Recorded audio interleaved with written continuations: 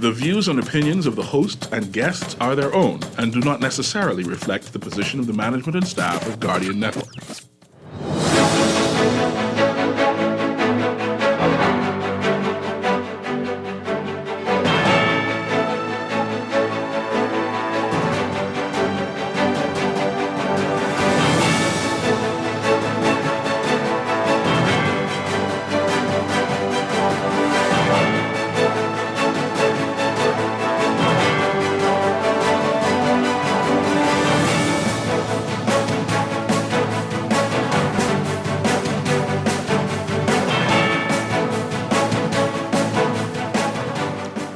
Good morning.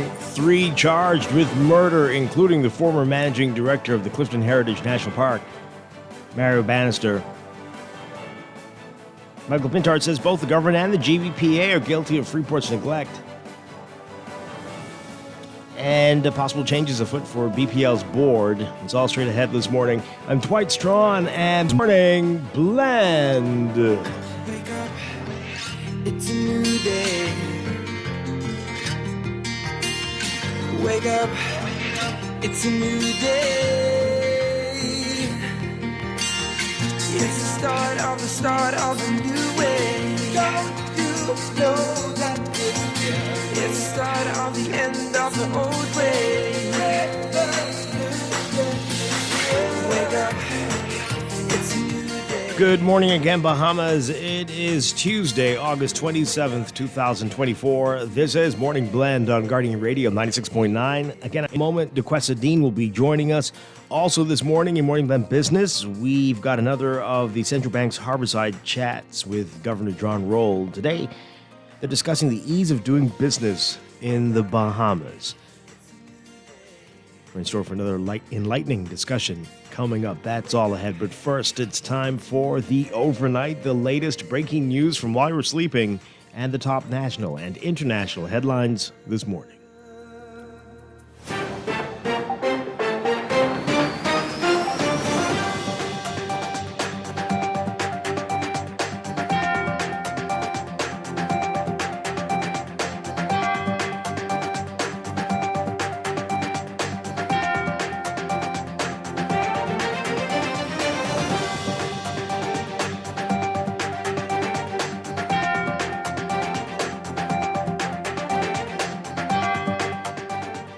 In the overnight, police charging the former managing director of Clifton Heritage National Park with conspiracy to commit murder and accessory after the fact.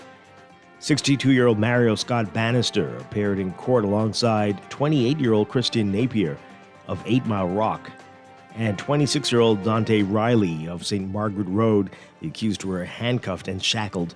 They're accused of conspiring to murder Philip Adderley, whose body was found bound and stabbed on August 15th on Western Road in New Providence.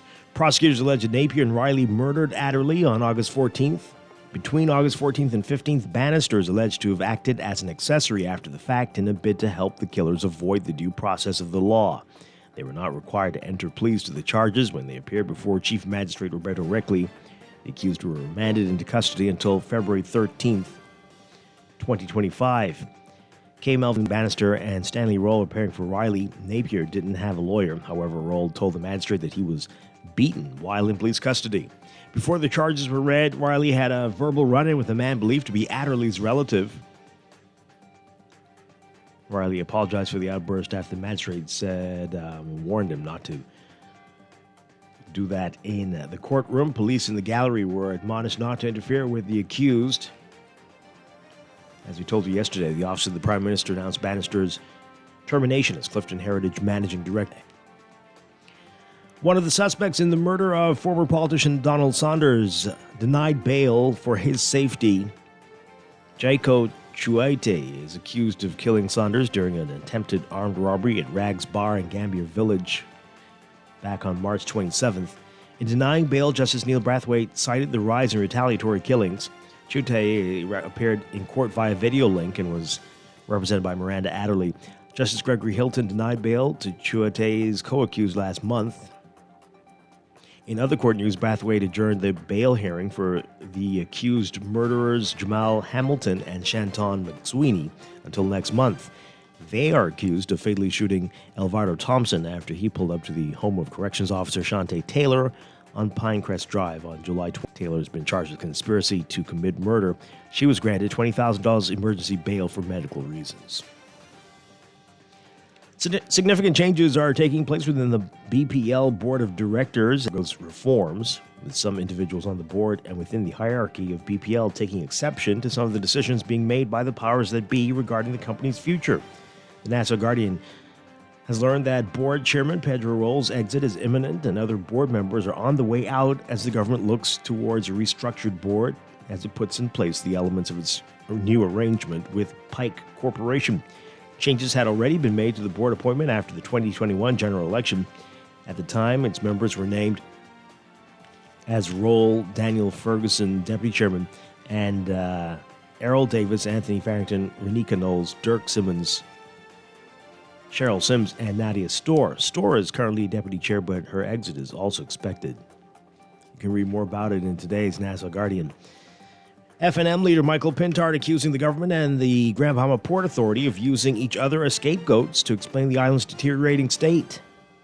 He was speaking while on Grand Bahama station Dove 103 FM, including the F&M and the municipal government, which is the GBPA, tend to use each other as scapegoats. He said, quote, when our people are angry, when the natives are restless, let's blame somebody else for what we are not getting done.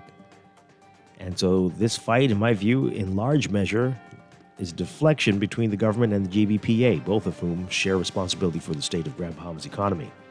The comments coming amid tension over the Grand Bahama Power Company's decision to seek a rate increase only 2 years after the last one. The announcement sparked outrage among residents and policymakers.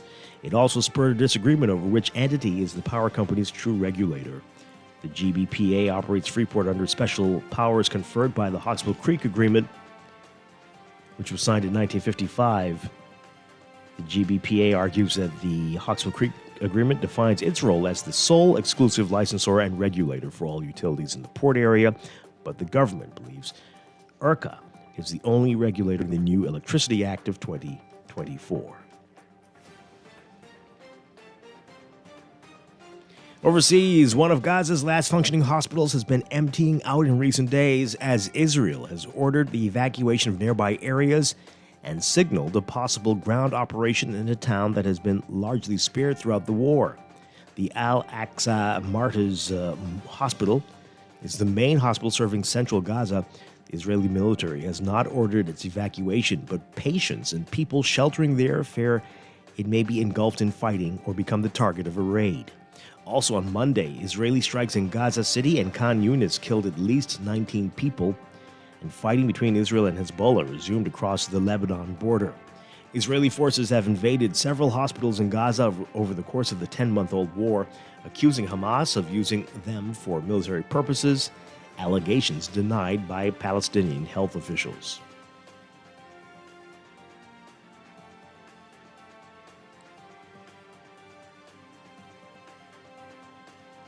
Nighttime Russian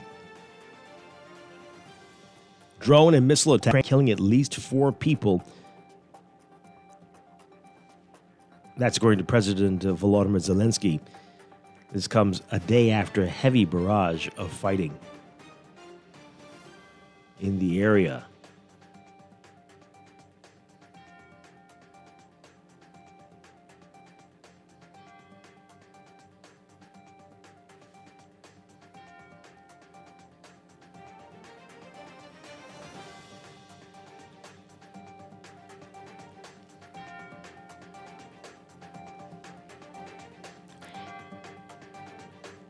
And the Colombian Airlines Avianca and LATAM Colombia saying that they will operate most of their flights today and resume full schedules by Wednesday after warning earlier they would have had to cancel dozens of flights due to shortages of jet fuel. Avianca says it has received confirmation from the nation's main supplier of jet fuel that there would no longer be any restrictions on how much.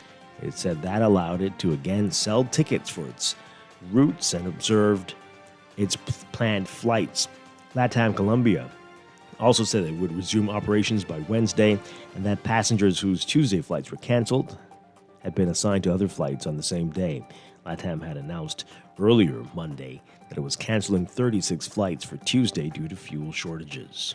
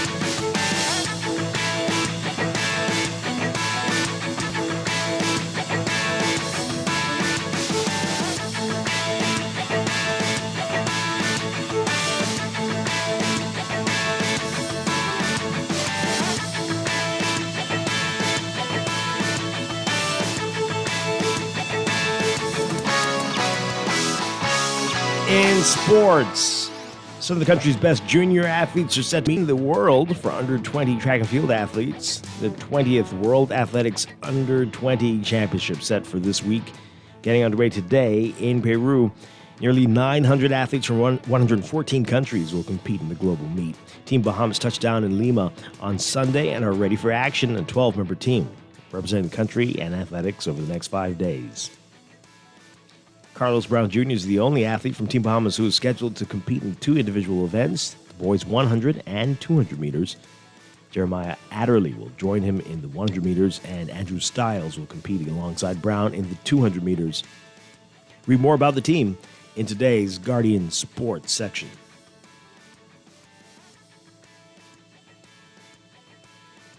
And from baseball, Bahamian professional baseball player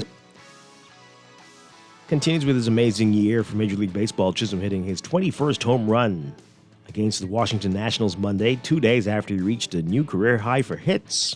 In total hits, he has raised his season total up to 117 to surpass the 115 he had 3 years ago with Miami Marlins. It's also an extension of the hits record for the Bahamian in the majors in one season. From the NFL, CeeDee Lamb's months-long holdout with the Dallas Cowboys is over, and the All-Pro receiver is a close second to Justin Jefferson as the highest-paid non-quarterback in NFL history. Lamb and the Cowboys agreed Monday on a $136 million 4-year contract with $100 million guaranteed. People speaking with the Associated Press who are speaking on condition of anonymity because the extension hasn't been announced officially. Lamb missed all of the training camp in California after skipping mandatory minicamp in the offseason. The June absence at the club's headquarters started a day after Jefferson agreed with the Minnesota Vikings on a $140 million contract that made him the highest-paid non-QB. The average annual value of Lamb's extension is $34 million, which is roughly twice what the 25-year-old Oklahoma standout will make in the final year of his rookie deal this season.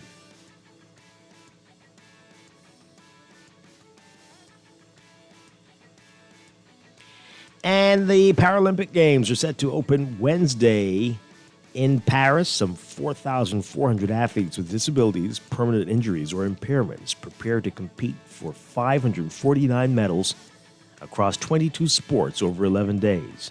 The French capital, which just hosted the Olympics, for what promises to be another spectacle with many of the same venues hosting Paralympic competitions. Historic Place de la Concorde, which hosted skateboarding, breaking, and 3-on-3 basketball during the Olympics, will host the opening ceremony. Of the 22 Paralympic sports, only 2 do not have an Olympic event, an equivalent, goalball and boccia. In goalball, teams of visually impaired or blind players take turns rolling a ball containing bells towards the opposing goal, while the defending team's players act as goalkeepers.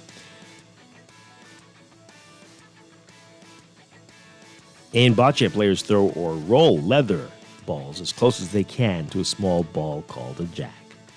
Compared to the previous In addition to the Paralympics in Tokyo, 10 medal events have been added to give female athletes and those with high support needs more opportunities. That's sports, and that's the overnight. Time for your first look at weather.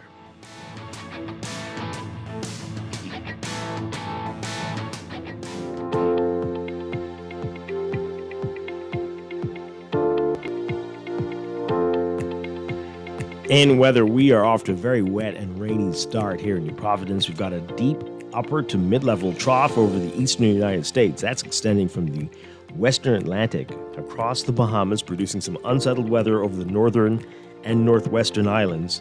That's going to continue through Wednesday. That movement of a low-level trough associated with westward motion of the tropical waves around will interact with a mid to upper level stationary disturbance over the central Bahamas to produce potentially heavy showers and strong to severe thunderstorms from Thursday through Sunday. Despite all this, we still have a heat advisory in effect for the country. Everyone's being advised to limit outdoor activities. There's also a marginal risk of localized flooding during heavy and prolonged rainfall events, and the severe weather potential may increase by mid-afternoon today. So for today, for the extreme northwest Bahamas, we're looking at partly to mostly sunny, hot, and humid conditions with a few passing showers and isolated thunderstorms. For the rest of the northwest Bahamas, including New Providence, we've got a mix of sun and clouds. Hot conditions, widely scattered showers and isolated thunderstorms. For the central Bahamas today, variably cloudy and hot with widely scattered showers and isolated thunderstorms. And for the southeastern islands, mostly sunny and hot with brief passing showers or possible thunderstorms. Rain chances higher in the northwest and central Bahamas, up to about 50% today. Temperature-wise, we are looking at highs getting up to around 90 Fahrenheit, 32 Celsius. But the heat index will make it feel a whole lot hotter than that, at least 102 Fahrenheit, 39 Celsius. Overnight lows tonight getting down to about 77 Fahrenheit, 25 Celsius. We'll have your extended outlook and a look at the tropics coming up in just a bit.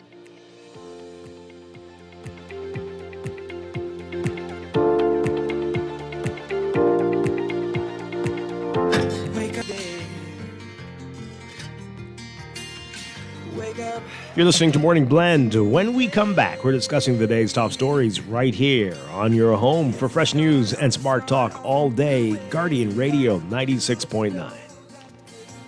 It's the start of the end of the old way.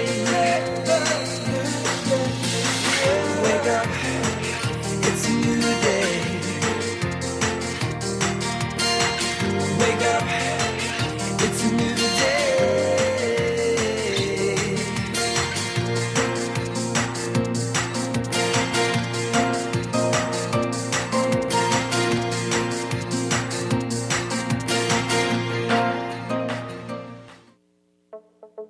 Tired of banks forcing you to use technology to bank you? Your convenience is important. So no matter what your banking needs, Commonwealth Bank's friendly staff are always available in branch for that personal one-on-one service. But when you choose technology, our online and mobile banking app offers you state-of-the-art functionality. The choice is yours. Commonwealth Bank. Bank the way you want. Now let me see now. 326 EPIC. Hello. This Epic battery. This Miss Beulah from round the corner. I hear you're selling tires now on Wolf Road too.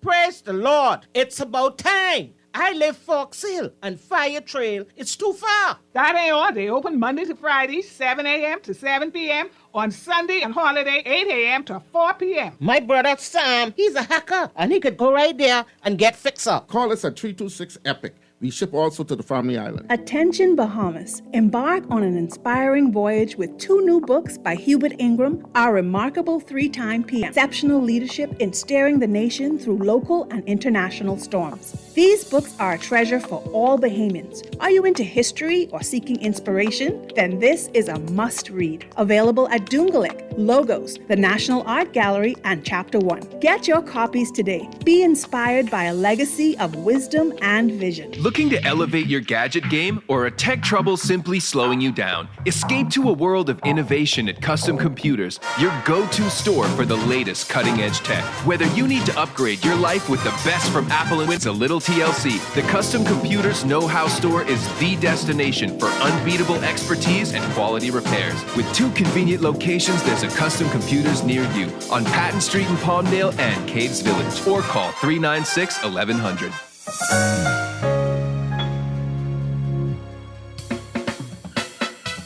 Do you have uncontrollable debt? Are you ready to make that move to Fidelity for a stress-free future? These loans have a built-in savings plan that pays you unbeatable interest. Ask about our debt consolidation loans today. Call 356-7764. Fidelity, we're good for you. Wake up, it's a new day. Wake up, it's a new day. It's the start of a new way. Don't you know that it's the start of the end of the old way. Wake up, it's a new day. Wake up, it's a new day.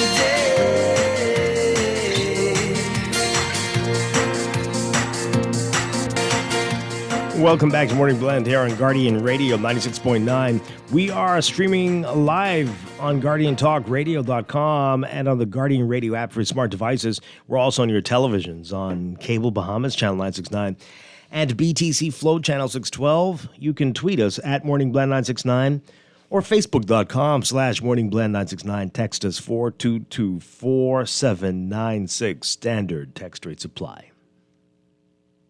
Once again, I'm Dwight Strachan. Joining me now, we've got Duquesa Dean. Duquesa, good morning.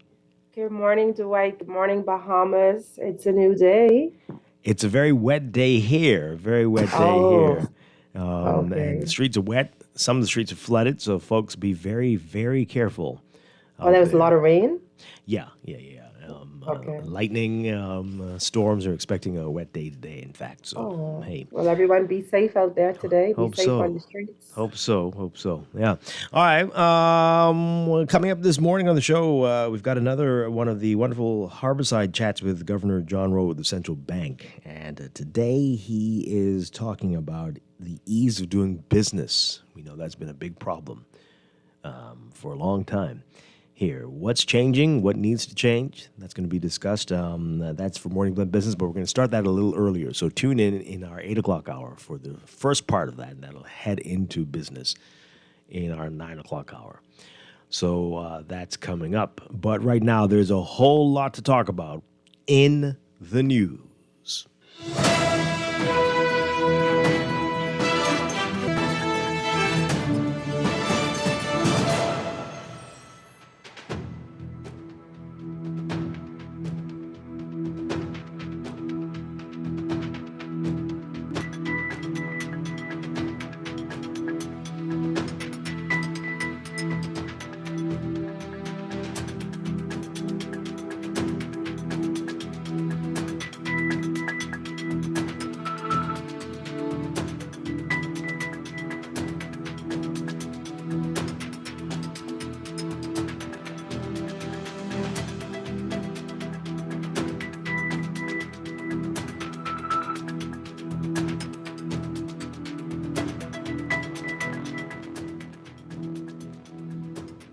And in the news, before we get to the big story of the day, so we read a bit of that story about changes afoot for BPL's board, especially with BPL, Pike taking over the government's arrangement, whatever it is, with Pike. So we got a couple.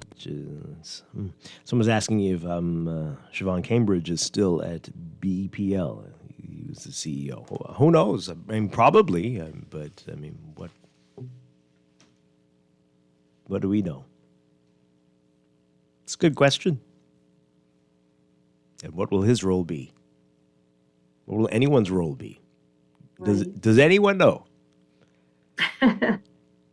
Is there a criteria that one has to meet? I don't think I can say it on air, but I mean, I don't know. Whatever the people who take over want you to do, if you're prepared to do it. I don't think that's minister the even proper know? criteria. Oh, okay. Does the minister know? Will anyone answer? Yeah. Well, for transparency, somebody Oh should well, be able you know to better say. than that. What is? By the yeah, we'll get into that a little later. Speaking of transparency, but yeah, that's a good question, Texter. We'll see if we can find out.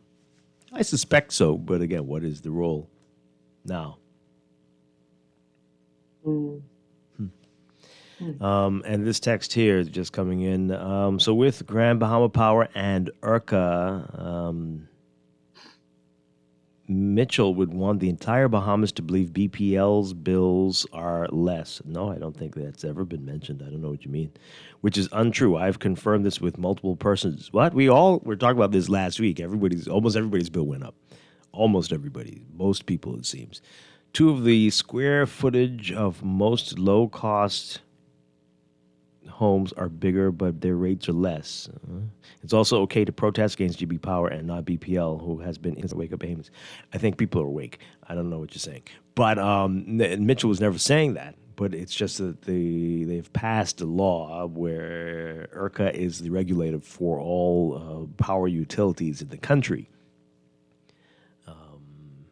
Right? So the government believes that what GBPC and the Grand Bahama Port Authority are doing is against the law. But of course, the Grand Bahama Grand Bahama Port Authority does not believe so because it says it's abiding by the Hawkesbury Creek Agreement, which gives it special privilege is not quite the right word, but special circumstances where Freeport is concerned. So this matter will be litigated or go into arbitration or something, but we will see. We'll see. But no, they're not trying to say anything about bill that's not related to this. Now, why people's bills went up, it's a different story. But we all saw, if you look at your bill closely, I'm sure it's the fuel surcharge that is driving up. Yes. That is the main problem. The main problem. Even if your consumption went up a little bit, the fuel surcharge is the straw that's breaking the backs of the Bahamian people.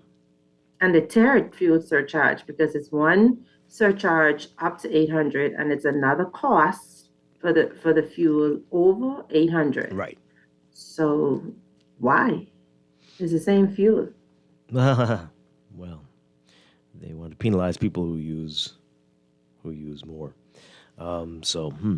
This person says here, this is disastrous. We know nothing about anything happening at our power company, and in 25 years, the company could still be in shambles with a few preferred investors and the owners with no assets in the company, all multiple millions richer.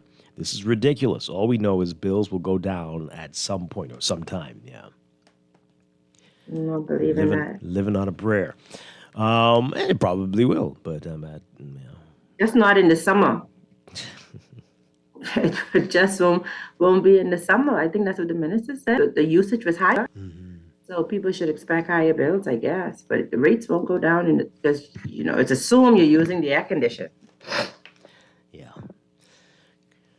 Oh, boy. All right. And this person's back with this. This is the person who brought up the GB Power issue. What I'm trying to say is that where is the organized march against BPL? Who do you think supplied those tents in Freeport? Okay. Yeah, well, there's plenty issues to protest. That, the police last week about how they're not giving us any more information about their investigations into CID, and everybody's just been very, very calm and just willing to accept it all, which is disturbing. So. I mean, Lutra had a protest. Mm-hmm. So. They did? I don't know. Yeah, they did. Yeah. Well, okay. Let's get into the big story of the day, the big headlines in the papers involving this shocking murder and shocking charges. And for the very latest on this, take a listen to this report from our Jared Higgs. 3 men were charged today in connection with the murder of 36-year-old Philip Adderley, whose body was found with stab wounds in waters in southwestern New Providence on August 15th. Former managing director of Clifton Heritage, Bannister, 28-year-old Dante Riley, and the 26-year-old Christian Napier were charged together with conspiracy to commit murder. Napier and Riley were also charged with murder, and Bannister was alone charged with being an accessory after the fact. The men weren't required to enter a plea to the charges, and bail was denied. They'll return to court on February 13, 2025 for service of voluntary bill of indictment paperwork. Back on August 15th, police reported that a man was found in waters in southwestern New Providence with his hands and feet bound and suffering from stab wounds. During his arraignment, Bannister, who was handcuffed to his co-defendant Riley, carried an old Bible in his hand. Riley was visibly agitated before the hearing started. At one point, he locked eyes with a member of the gallery who was glaring back at him and asked him twice what happened by. Riley's attorney, Stanley Roll, alleged that his client was beaten at CDU over the weekend. Bannister was represented by attorney K. Melvin Monroe, and Napier was not represented. He asked the court to appoint a lawyer for him. After the hearing, a number of supporters spoke to and hugged Bannister before he was taken to the cell block. Reporting for the Guardian News Network, I'm Jared Higgs.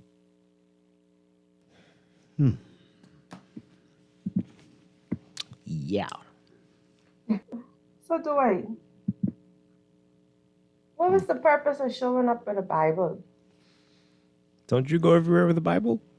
No, Oh, okay. no. No, what was the purpose of that? I couldn't tell you. But the supporters were outside. That's beautiful. And we're allowed to hug him.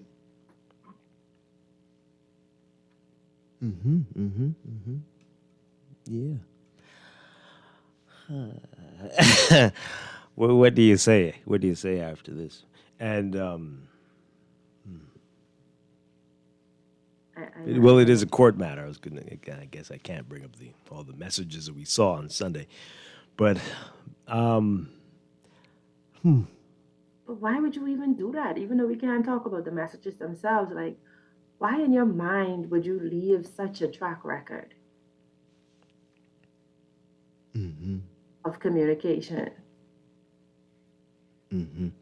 Other people asking about the Bible as well. Yes, I noticed online that was a lot of that was the biggest thing that people mentioned. The Bible. What's with the Bible?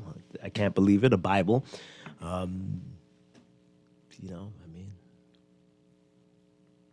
Right. Like, what message are you trying to send with that? At this point, for me personally, I want to make sure that I say this is my opinion. It's hypocritical to show up. Whether I understand when we had the law, we had the group on explaining innocent until guilty. Still, it's hypocritical. But kind of typical. No, you don't. No, that's how it is. No, you don't think? Or certain people around the courts. Oh man, prayer circles and all manner of. Yeah. I've seen that countless times. Wow. Having a prayer session outside, praise and worship team. Okay. Yeah. Okay. That's what you got to do. I don't know. Okay, I just don't see the why, but okay, that's maybe it's traditional, maybe it's ritualistic. Well, I don't know. Okay. I'd expect no less. Anyway, I hope this is some text message. I hope the Christian Council marches against him holding the Bible. Well, I mean, come on, why would they do that? And this case is so Yep. This person said, Dwight, honestly, this place is finished. God only knows. Oh, boy. Yeah, I can't read all of these. But I agree with you, Texter. Oh, man. It's all play for sympathy. How did they get to hug the accused? Right, it's just all weird.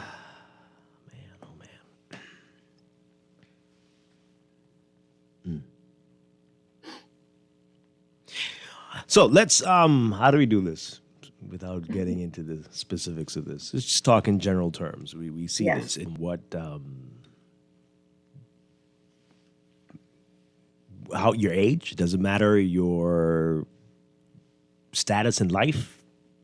We've got a lot of people who are thinking with the mindset that they're prepared to eliminate you in any way, shape, or form. And it's very easy, and it seems many will not lose sleep over it.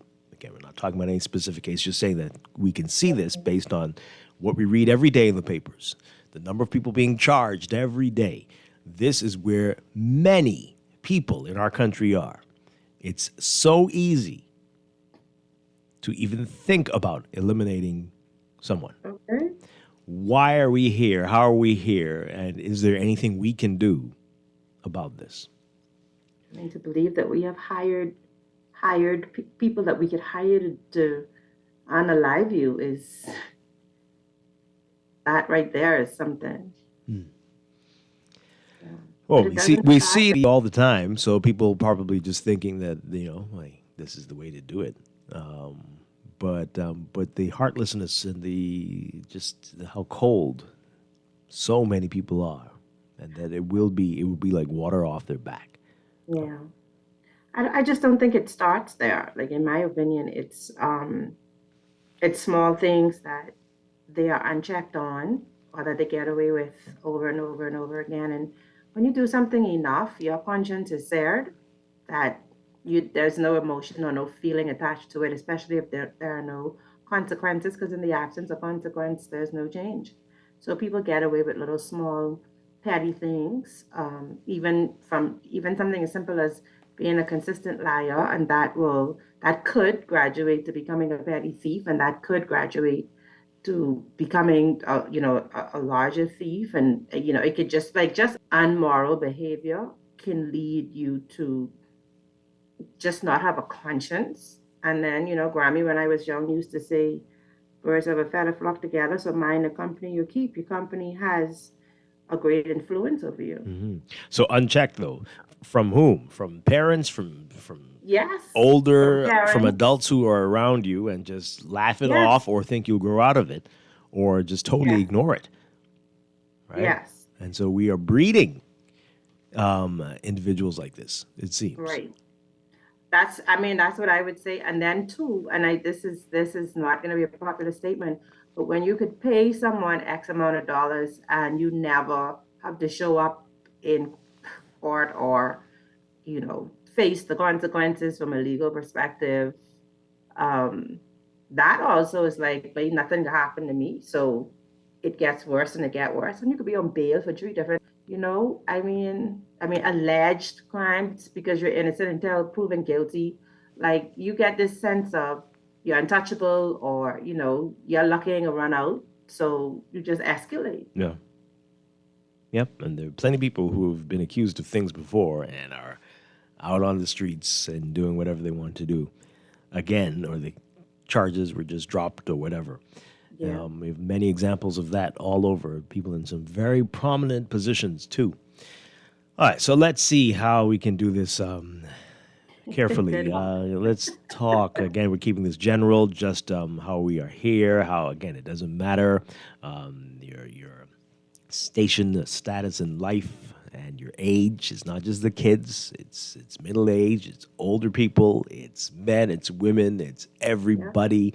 323-6232, 325-4316, 325-4259, toll free 242-5720. Tweet us, Facebook us, text us 422-4796. A lot of text messages this morning. We got this person here saying no one should be allowed to touch a shackled person. Where do the police receive training? What's the point of searching him for possible weapons before bringing him to court? And this is another problem we have, right? Because of who you are, people will give many.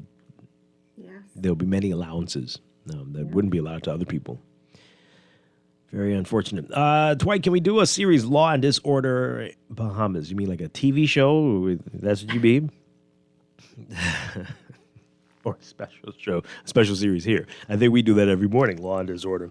When we read the papers, that's what we should call in the news. But you mean like with actors, just playing out regular court cases, real things have happened in the Bahamas? No. I think they mean like an education series. That's all we have. That's all we have is education on law and disorder. That's what it is. This person says here, yeah. Okay, yeah. This person says here, oh boy. And then some people are trying to make it political. No, that would not be wise. I don't think that matters. We have on both sides plenty people with court cases at the moment, pending matters.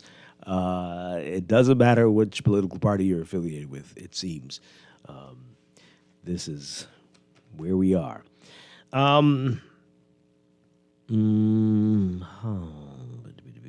Mentally, how difficult does one believe that it would be, or how does one get to believe that it would be all right to kill someone or have them killed? Well, we hopefully we'll never understand, but plenty of people certainly do think it's fine and easy and have done it, are thinking about doing it, will do it. Our murder count is indicative of. Absolutely. All right, here we go. We knew this was coming. Dwight, check out the last names of the murderers. This type of murder is not Bahamian culture. I don't know what you're talking about. And do you mean in this case? Because that doesn't apply here. I mean, there's one name that isn't common. But that continue to go on that if that makes you feel better. Why people believe that other cultures and not ours engage in criminal activity? What is it about us that makes us separate and stand apart so much so that we're not involved? They're trying to lull themselves into some feeling of safety and security. That's the only thing I can see. No, that's not my people. If I only stick to my people, we'll be okay. It's ridiculous. This person says here,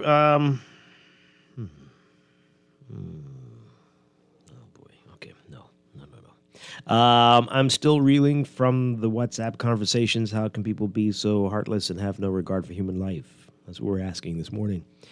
From my years working around the courts, hugging the accused has occurred countless times. This isn't anything new, just my 5 cents. Oh, boy. Okay. Okay. This person says the Bible, religion, and the full armor of God are the go-to tool used by the politicians and high officials when caught in obviously compromising scenarios. It works on the sheep, who then will say, well, nobody's perfect, so who am I to judge? You'll hear them bleeding that soon.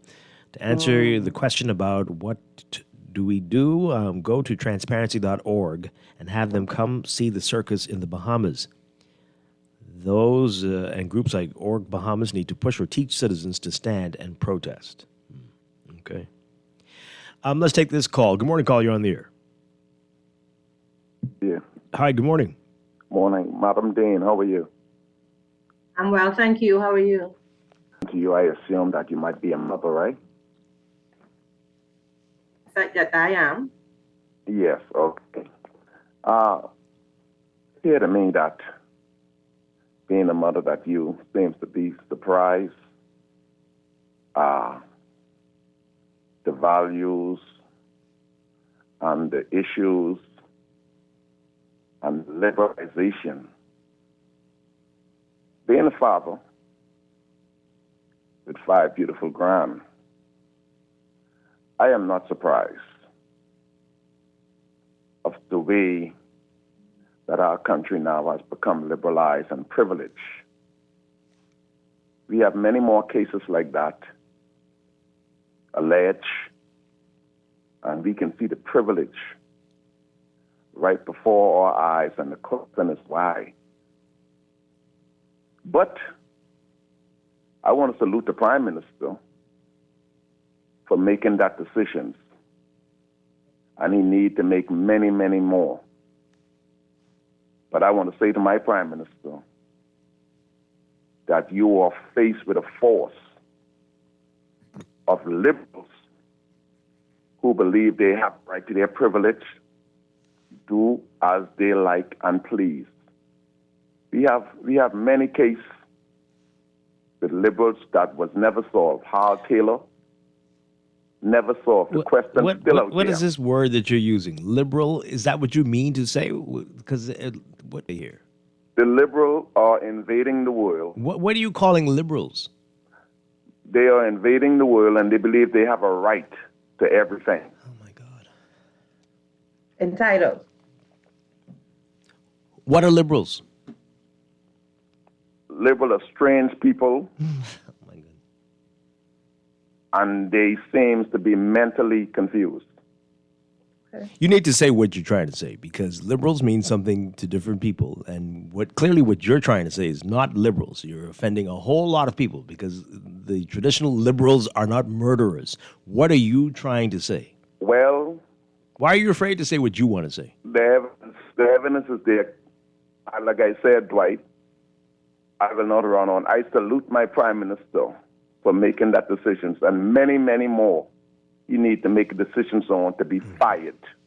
They are using the system with their liberal views. All right, you're sounding like completely bat blank crazy, like you need help. Seriously. But anyway, oh my God. All right, see, all of this is part of the problem, DeQuessa, right? Because what was that? I'm not sure what. I got the sense of entitlement, maybe feeling that we deserve or we could do without, I don't know.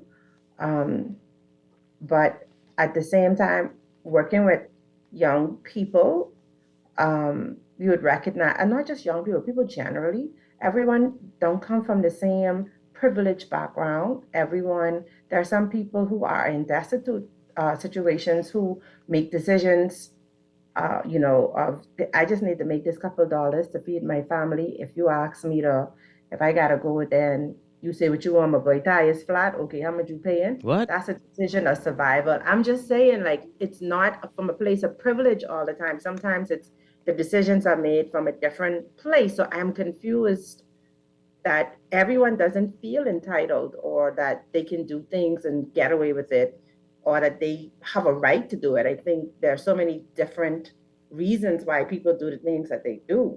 I don't know. That's the best I have. Mm-hmm. Okay. Let's read some messages as we get ready to take a break here. I just saw some of the messages, and it seems as if people were ordering, hit like they were ordering pizza. Well, yeah, apparently it's that easy, and you might get it faster than you would a pizza. This person says here, let me help the discussion with the holding of the Bible. Fake Christian society of murderers, liars, and thieves, and what is murder after the fact?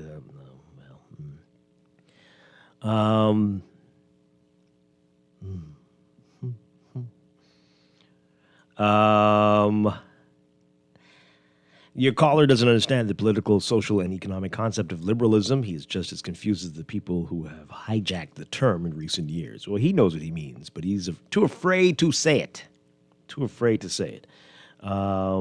This person says here, why are Bahamians only concerned about BPL bills? What about food, car, gas, and now bank fees? The government, Bahamians are concerned about all of those things, and murder, and a whole lot more. The government's playing little bo peep with the people. They can reduce their fees, which will assist in the fees coming down, which the government should. Okay. No excuses for criminals, Dwight. I agree. There shouldn't be.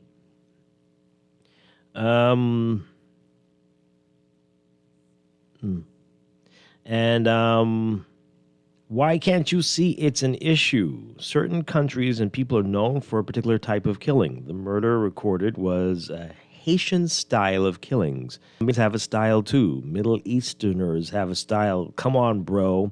And it's a fact. Haitians changed their names. It's like y'all rub down, bro. Rub down. I don't know what that means. Okay, so so do we think these are? Okay. Boy. Okay, and I told you the sheep would start calling in soon. Pop's calling in about his PM every day, running on with family values, but can't comprehend it's his. No, wow. Okay. Oh boy.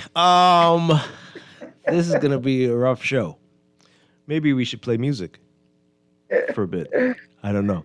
Let's go to a break. Definitely that first. This is Morning Blend on Guardian Radio 96.9. I remember when I lost my mind. There was something so pleasant about that place. Even your emotions have an echo in so much space. And we got out there, yeah, I was out of touch. But it wasn't because I didn't know enough. I just knew too much. Does that make me crazy? Does that make me crazy? This is Guardian Radio 96.9 FM, Nassau, Bahamas. RBC is good for all of you. Life is full of twists, turns, and defining moments that create your own unique story. However your story unfolds, we're here to help guide you through it. From every big decision to every new adventure, RBC is good for all of you. Visit rbc.com/Caribbean/all of you.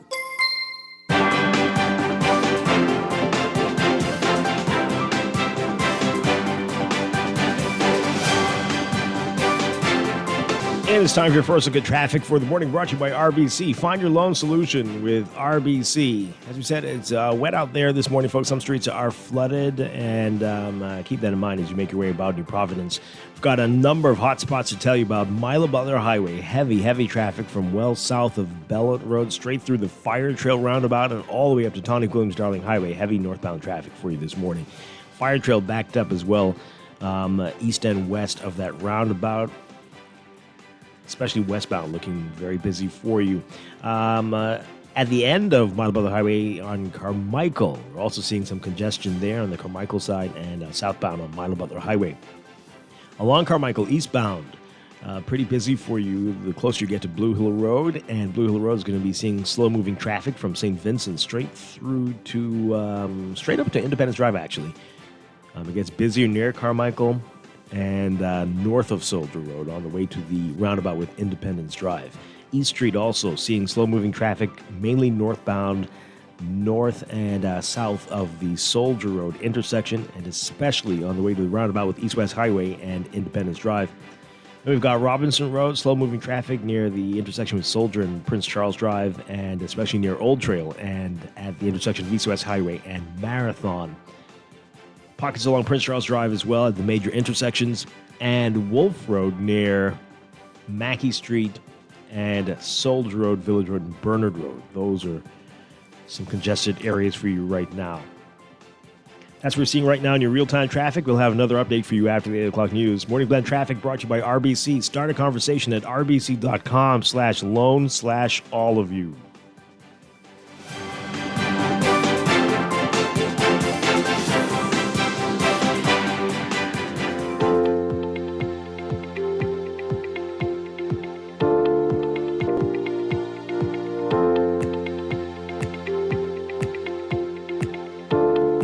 And at 7:50, time for another check of your weather for today. We've got some newly issued weather warnings. A thunderstorm warning issued from 7:30 this morning to 9:35 for central Andros and south Andros and their adjacent waters, and the Exumas as well.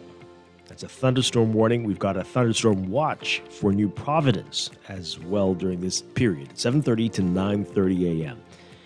Showers will be locally heavy and thunderstorms, strong to severe at times, causing strong gusty winds, dangerous lightning, heavy downpours, hail, and possible waterspout or tornado activity. As we told you, there's a lot going on out there, and this is all as a result of a deep upper to mid-level trough over the eastern United States, extending from the western Atlantic Ocean across the Bahamas, producing this unsettled weather over the northern and northwest Bahamas. That's going to continue through Wednesday. And the movement of a low-level trough associated with the westward motion of a few tropical waves will interact with a mid to upper-level stationary disturbance over the central Bahamas as well to produce locally heavy showers and strong to severe thunderstorms from Thursday through Saturday. So there is a marginal risk of localized flooding and during heavy and prolonged rainfall events, and the severe weather potential may increase by this afternoon. Temperatures today, we're looking at highs getting up to around 90 Fahrenheit, 32 Celsius, but the heat index still going to be a factor today. The heat advisory in effect for the whole country. We're looking at the heat index at around 102 Fahrenheit, 39 Celsius, or even higher. Overnight lows tonight getting down to about 77 Fahrenheit, 25 Celsius. In the tropics, we're watching an area of low pressure that could form in the central portion of the tropical Atlantic in a few days. And environmental conditions could generally be favorable for some slow development of the system by the weekend into early next week as this moves westwards to west-northwestward at 10 to 15 miles per hour. Formation chance through 48 hours is low, near 0%, but through 7 days, it's about 20%. And we'll continue to watch that one for you. Elsewhere, the tropics remain quiet. We'll have your extended outlook coming up in our next weather check after the 8 o'clock news. We'll be back with more Morning Blend after these messages here on Guardian Radio 96.9.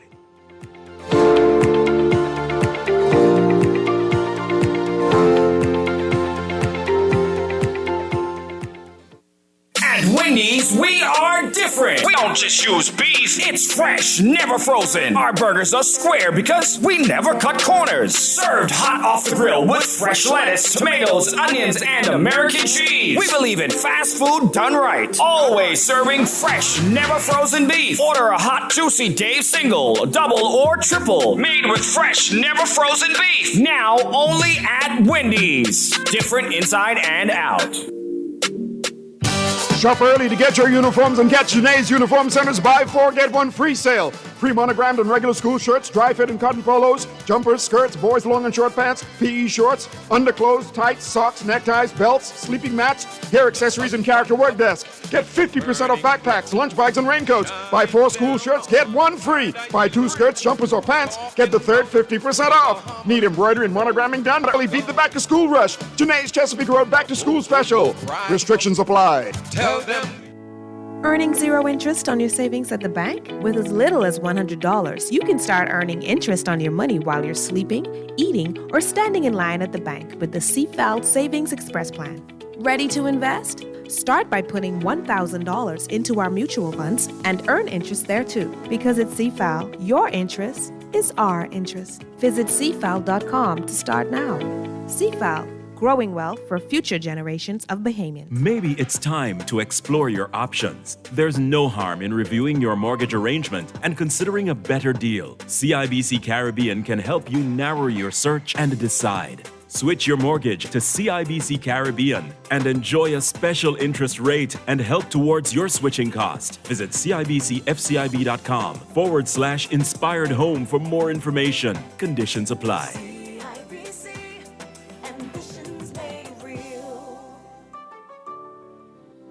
Experience the immediate care you deserve at Doctors Hospital Urgent Care. When emergency strikes, trust our expert physicians for fast, quality care. With extended medical technology, we're always ready to serve you. Don't wait or take risks with your health. Visit our urgent care suite at Doctors Hospital West on Blake Road for immediate, trusted, and best care. We're gonna give you a check every week for a year. Percy's Pension Plan, Island Game, keep you winning. Percy's Pension Plan, dream big, we will help you live it. Percy's Pension Plan, Island Game, we got you. Percy's Pension Plan, from the friends you can trust. If winning is a must, go play the game you know, cause your best chance is with us. The most trustworthy name is Percy's Island Game. So put 20 on your account and ride this easy train at Percy's Island Game. Looking for great device deals and offers this summer? Look no further. Alive has special discounts on the latest smartphones, Ring devices, and accessories. Plus, as an Alive customer, you can expect exclusive Get Extra offers and rewards, which means even more value for your money. We're talking more data, prizes, and surprises. Upgrade with us and experience the perfect summer with Alive in store or at bealive.com/deal. This is Guardian Radio, your station for up-to-the-minute news, intelligent, interactive, and engaging conversation. 96.9 FM.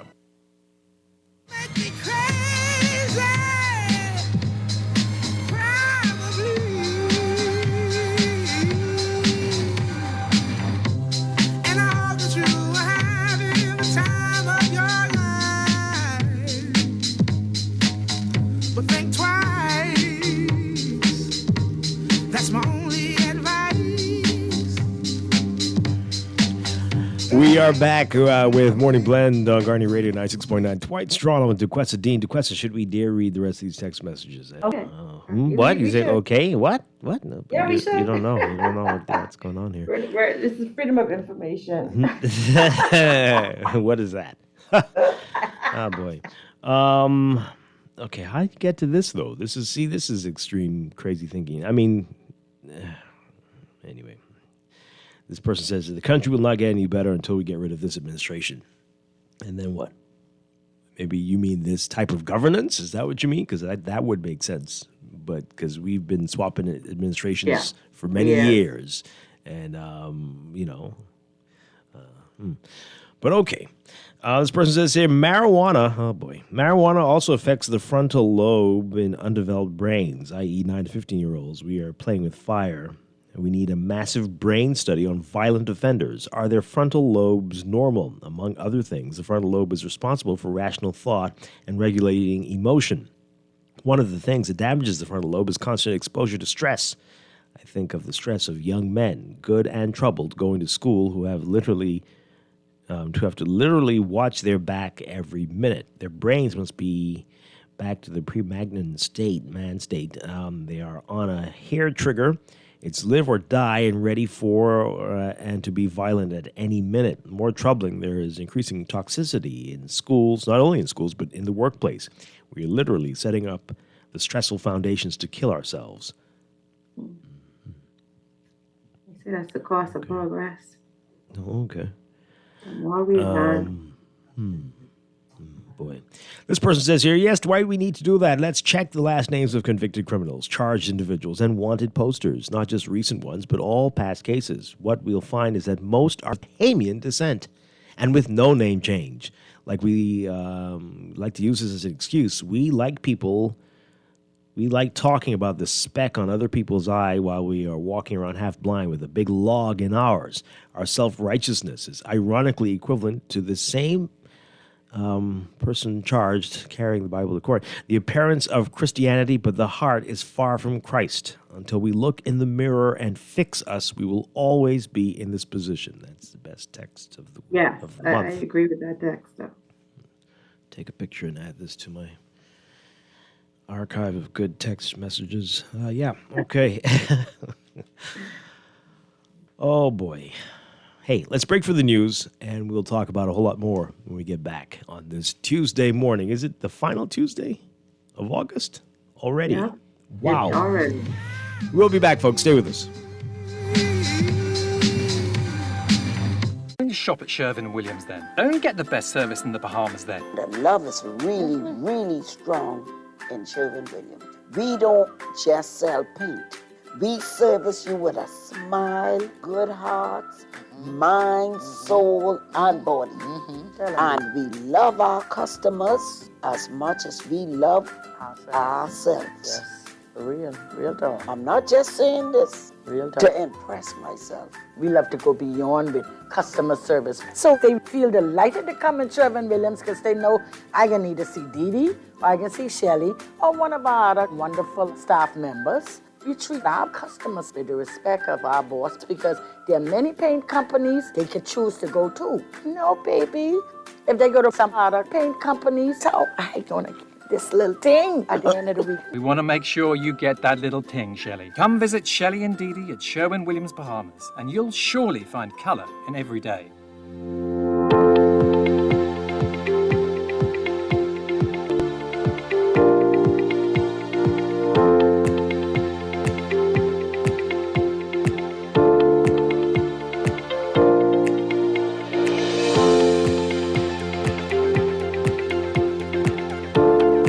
Welcome back to Morning Blend here on Guardian Radio 96.9. We are streaming live on GuardianTalkRadio.com and on the Guardian Radio app for smart devices. We're also on your televisions on Cable Bahamas Channel 969 and BTC Flow Channel 612. You can tweet us at Morning Blend 969 or Facebook.com/Morning Blend 969. Text us 422-4796. Standard text rate supply. And now at 8:20, it's time for another check of your weather for today, brought to you by brought to you by Sherwin-Williams. Sherwin-Williams Paints. Here's what's happening. We've got, as we told you, a severe weather warning, thunderstorm warning, in fact, for the central and south Andros areas, central and south Andros, and the Exumas. And we've got a thunderstorm watch in effect for New Providence. We've got a lot going on today weather-wise. All of this is as a result of a deep upper to mid-level trough over the eastern United States, extending from the western Atlantic Ocean across the Bahamas, producing some unsettled weather over the northern and northwestern islands. And that's going to continue through Wednesday. The movement of a low-level trough associated with the westward motion of a tropical wave or two will interact with a mid to upper-level stationary disturbance over the central Bahamas, and that too will produce potentially heavy showers from Thursday through Sunday. We've also got a heat advisory in effect for the whole Bahamas and marginal risk for flooding during heavy and prolonged rainfall events. So, as we said, a lot going on for the extreme northern islands today. Look for partly to mostly sunny, hot, and humid conditions, a few passing showers and thunderstorms. For the rest of the northwest Bahamas, a mix of sun and clouds, hot with widely scattered showers and isolated thunderstorms, up to 50% chance of showers and isolated thunderstorms today. For the central Bahamas, variably cloudy and hot with widely scattered showers and isolated thunderstorms, also up to about a 50% chance of showers and thunderstorms today. And for the southeast Bahamas, mostly sunny and hot with brief passing showers, possible thunderstorms. Temperatures today getting up to about 91 Fahrenheit, 33 Celsius. But the heat index will make you feel like it's 102 Fahrenheit, 39 Celsius. Overnight lows tonight getting down about 77 Fahrenheit, 25 Celsius. In the extended outlook for Wednesday, tomorrow, partly sunny to sunny and hot across the northern islands, turning partly cloudy to cloudy and very warm across the rest of the country. Thursday, partly cloudy and hot again over the northwest and northern islands, becoming cloudy and very warm across the remainder of the islands. And by Friday, a mix of sun and clouds, hot across the northern islands, becoming cloudy to mostly overcast and warm for the rest of the northwest Bahamas and the central islands, partly sunny to sunny across the southeast Bahamas. In the tropics, we're watching an area of low pressure that could form in the central portion of the tropical Atlantic in a few days. Environmental conditions appear generally favorable for some slow development by this weekend into early next week as this system moves westward to west-northwestward. A chance through 48 hours is low, but through 7 days, about 20%. Other than this, the tropics are quiet. Tropical cyclone formation not expected during the next 7 days. That's your morning blend weather check, brought to you by Sherwin-Williams Paints. Sherwin-Williams Paints got you covered for all your painting and equipment needs. Visit Sherwin-Williams Paints online or in-store today.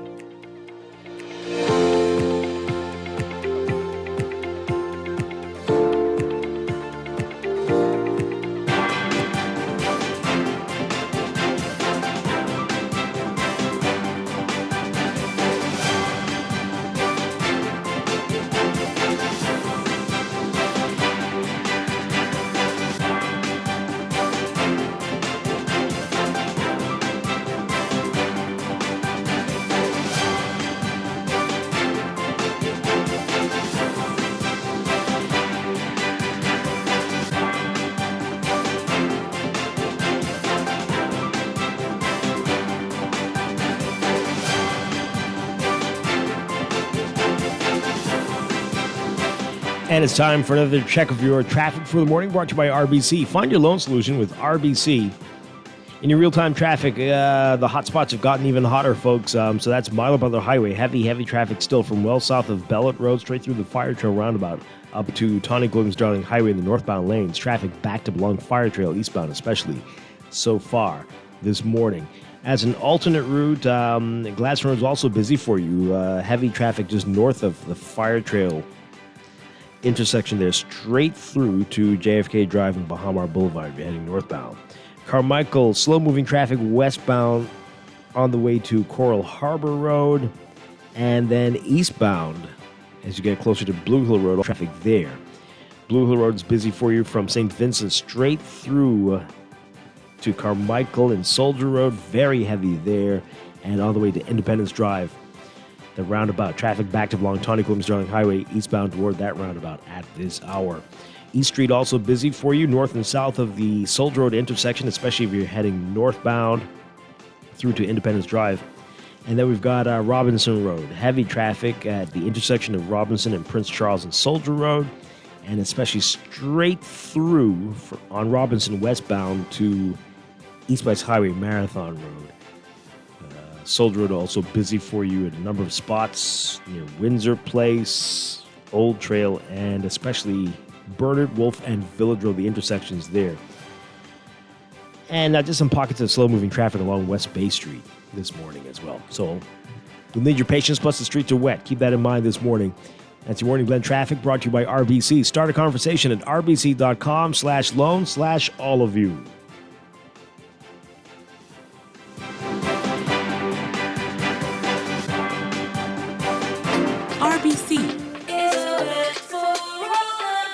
RBC will find the right loan for all of you with competitive rates and extended terms to suit you. Whether it's for debt consolidation, your next vehicle, or home purchase, sometimes we all need a little more. No matter the reason for the loan, we're here to help. RBC has all the loans for all of you. Let's start with a conversation today.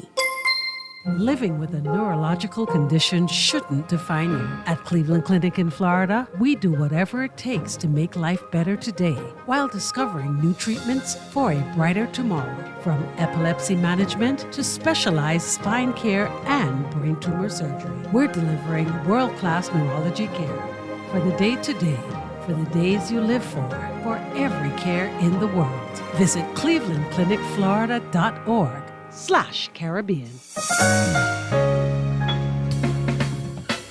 All those loans I had were so overwhelming. Fidelity's debt consolidation loan combined all my loan payments into one easy payment with a built-in savings plan that pays me unbeatable interest. It's time to make that move to Fidelity. Call 356-7764. Fidelity, we're good for you. Calling all young champions, supportive sidekicks, and wise mentors. Are you ready to unleash your back-to-school superpowers? Fly into John Bull Business Center, gear up, and enjoy a super 20% off all school supplies and 10% off on teaching aids. And that's not all. With every purchase now through September 7th, enter to win a $3,000 shopping spree. Zoom in to John Bull Business Center today and gear up like a true super student. In the world of business, technology is not a choice, it's a necessity. And for businesses that demand excellence, there's only one choice for unparalleled support and cutting-edge technology. Custom Computers. You have challenges and we have solutions. Computing, networking, storage, and printing for enterprises large and small, aligned with premium brands like HP, Microsoft, Konica Minolta, and more. Get tech done the right way with Custom Computers. Call the Know-How team at 396-1101. You try to rest, but roll with the best. For all your printing needs, there ain't no one better, no. For posters and banners, magazines and flyers. For window decals, greeting cards and newsletters. No job too big, you name it, we can print it. Just give us a call. Let Print Masters bring your masterpiece to life. Located in the Nassau Guardian Building, telephone 302-2361. And when you're out there without care, yeah, I was out of touch. But it wasn't because I didn't know enough. I just knew too much. Does that make me crazy?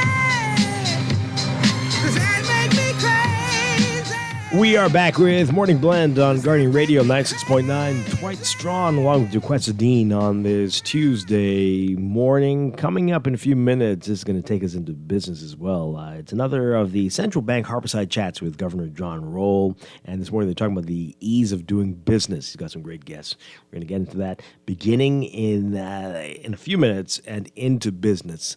It's a pretty interesting interview there, so that's coming up. Before we do that, though, we continue with our discussion of what's in the news and talking about crime and the criminal mindsets of many of our people.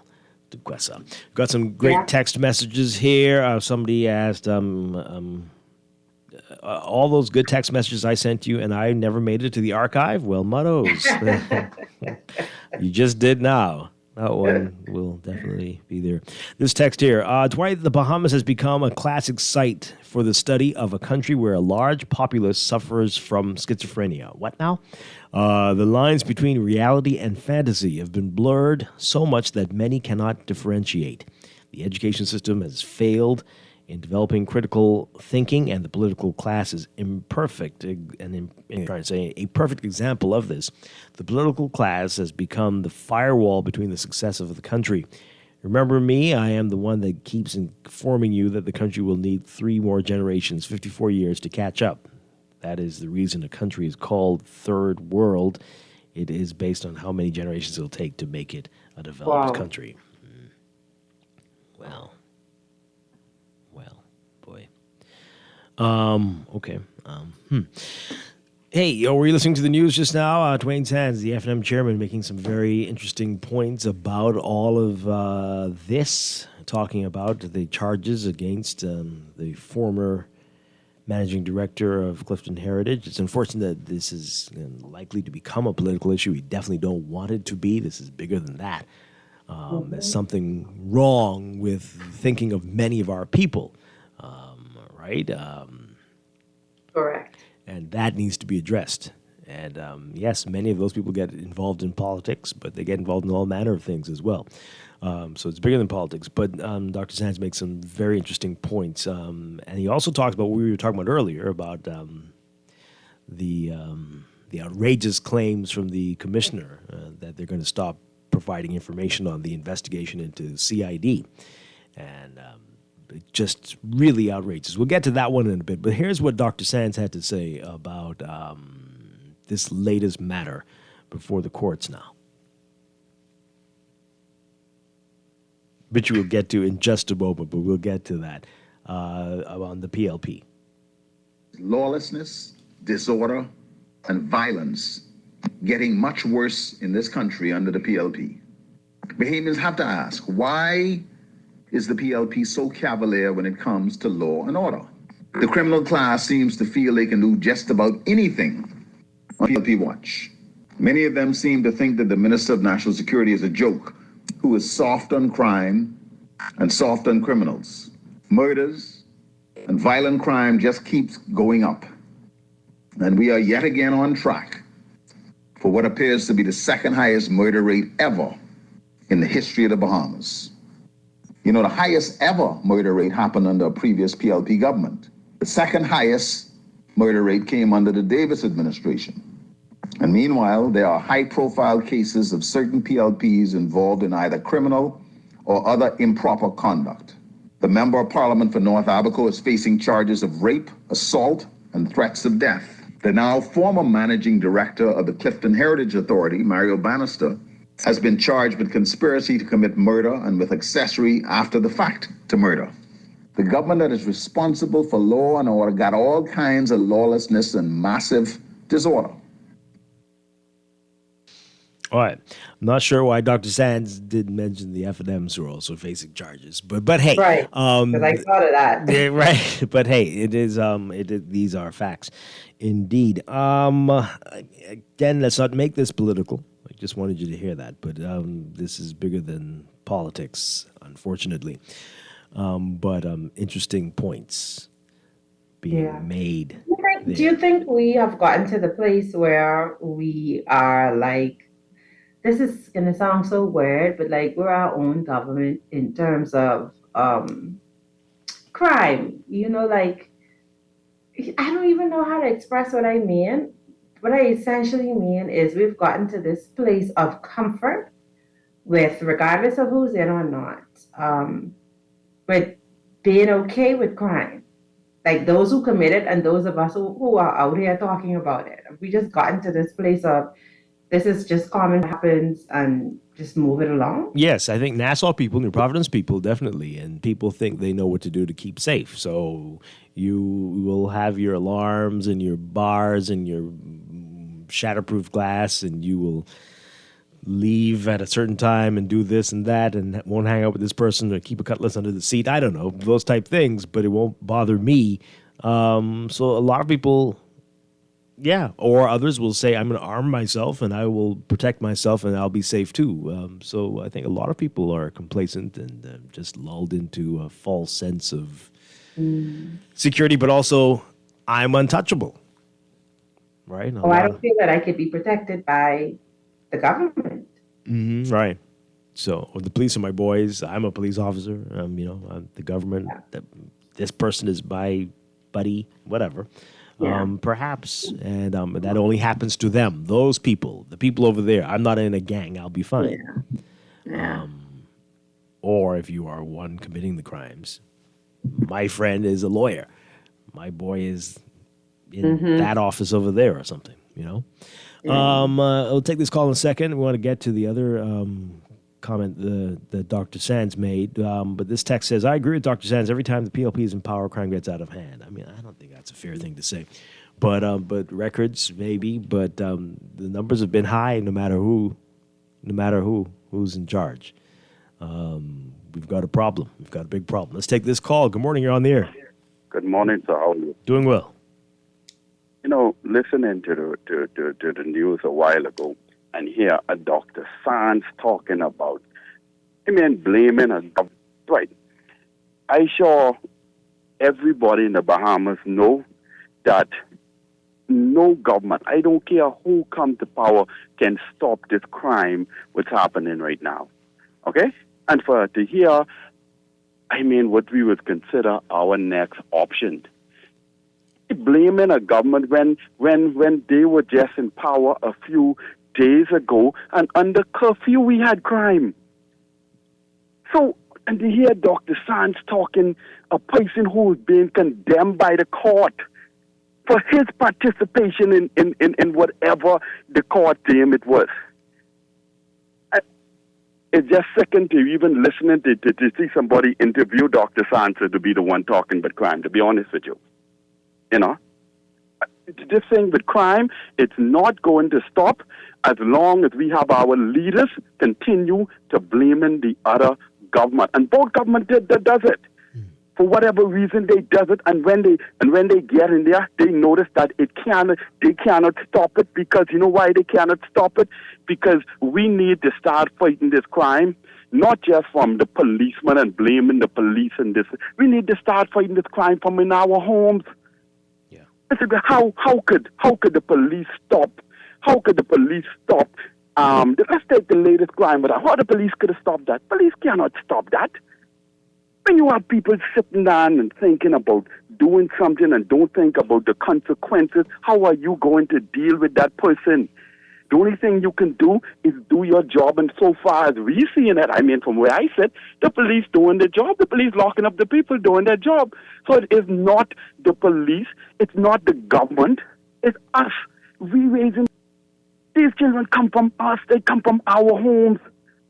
Dwight, I say this, and you know what I think needs to happen? This is not the only problem that is going to solve crime, But we need to stop condemning the people who are doing a good job and start condemning these criminals. If we listen to the radio in the last few weeks, everything happened. The commissioner of police, yes, he have to take his blame for what, but we also have to put the blame on these persons who they're committing these crimes. And let's not, because what's happening now, they're committing these crimes and they're sheltering under, or they can blame the police anyway. So we have to be careful what we do out here. Because whatever we do is breaking down the fiber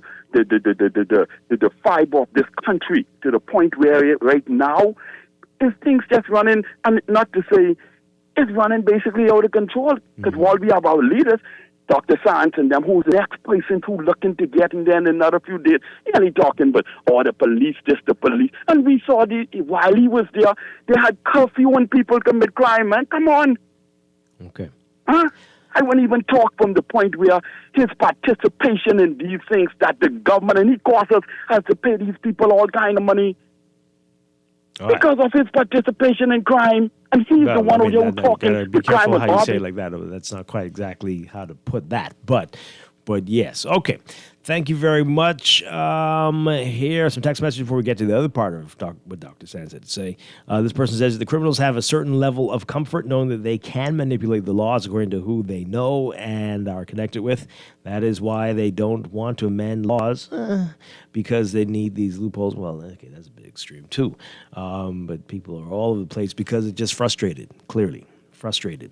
This texter says these callers prove things will never change. Of course, political parties affect crime. It's proven statistically. If we want change, we need to eliminate parties and encourage constituents to vote by MP, not by party. Okay. Make MPs and ministers liable for their portfolio and not have the protection of a party. Also, that last call is delusional and obviously a PLP supporter. Well, that's going to be hard, very hard in the system we have here, as depending on who you vote for your constituency, that will determine determines who becomes the prime minister. And so we won't find ourselves out of this system for a very long time if that is how this works. But I hear you. All right, so let's get to this. I want to get to this before we run out of time here. The question of the, as we talked about, because I think it's actually... I'm surprised by how few people are talking about what the commissioner said. And the National Security Minister coming back and saying, yeah, we support that stance on not telling us about the investigation. And nobody was asking a simple question whether those investigators came. And then suddenly, no, we ain't talking about this no more. Don't ask us anything. Huh? Here's what Dr. Sands had to say about it. This is the exact opposite of what will provide public confidence.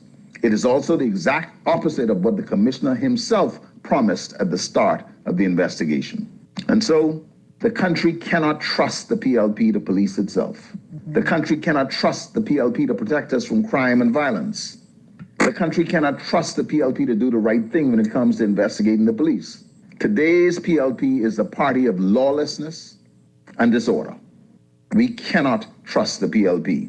They aren't even pretending to be accountable anymore. Well, it came back to the PLP again. Just can't stop it. You just can't help it. But, oh, my God. Oh, my goodness. See, that's part of the problem, right? Because everything comes back. Oh, my gosh, I can't stop bleeding from this cut. Oh, you better blame that political party. Yeah. Yeah. Boy. Yeah. Wow. It does shake confidence in. You know what I think, Dwight? We have just, when I say we, we've just become so jaded because, that's just another thing. In all of the Murray muckiness, no updates. That's just how it is. But it's horrible that there would not be consistent updates so that this is not something that's being swept under the carpet. Yeah. And any government, that's what should happen. Absolutely. All right. Let's see if we can take these calls really quickly and read the last of these messages. Good morning, caller, you're on the air. Hi, are you there? No. Okay, let's take the other call there. No. Okay, let's read these messages. This person says here, Dwight, that caller needs to know that the government of the day is not legislating laws to do anything about crime. They appear weak and only are trying to talk about the criminals. But the problem starts at the top. Well, I think he is right, though, about us.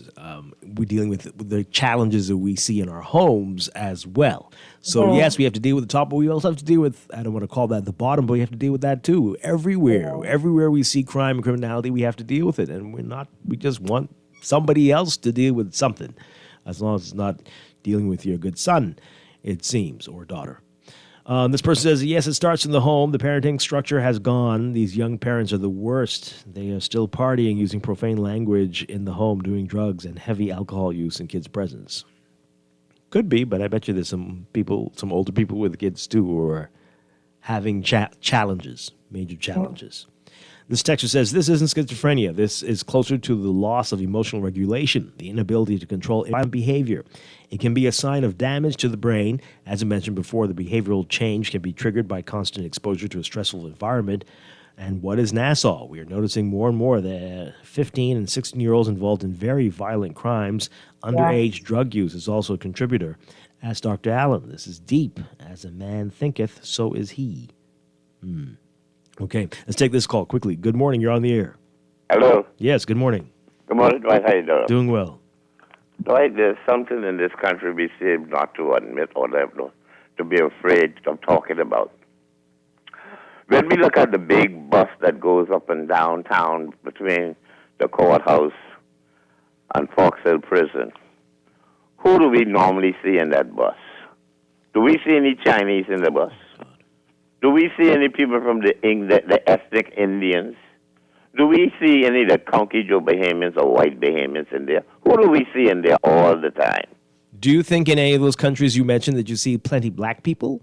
Do you think you see those there? So this is the majority of the people in this country, Sparky. I mean, this is not rocket science why that is the case. The U.S. might be the one example of a place where minorities are the ones getting. Anyway, good morning, caller. You're on the air. Hey, good morning, Mr. Strachan. Hi, really quickly. Mm-hmm. Yeah, I was prompted to call Dwight. We're not having real conversations.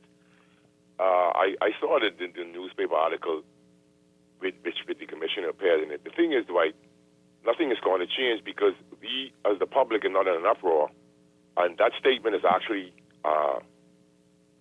put a schism between the public and the police. And so Dr. Sands is correct in a sense because it's going to continue. And we see a plethora blindsiding the public as to what's going on. When you have an organization that's willing to self-authorize and self-govern itself, they say the complaints unit, now there are reports coming in that people are being threatened who are making complaints to third parties. You know, they're very smart, Dwight. So when you have, you shouldn't have to go to the complaint unit itself to make a complaint against an officer. In encounters in the police, right, they have the advantage in that sometimes they come with masks on, so they don't have any numbers on them. So you're not able to identify them. You could just be a non-violent offender, or even, like let's say, like true history. And they would come to you as if you were Escobar or somebody. So by them wearing masks and all of these things, you have no idea who they are. So this is the advantage they have when they're riding around. And so as a public, if we don't come together, see, once you believe everything the government says, whether it be in the United States or wherever it is, you are a sheep. That is why the American people have their amendments and their constitutional rights for certain things so they can buffer against total tyranny. Here we don't have, you may say we have it, but it doesn't exist. Because when you have an organization come on the radio and makes a statement as if it's gospel, as we saw with the Azara Major case, in which, I don't need to say who it was, a senior ranking officer came on the radio and just repeated what he was told by fellow officers without any documentation. So this hoop and the ray, and then the scenario with the voice notes, right? Yeah.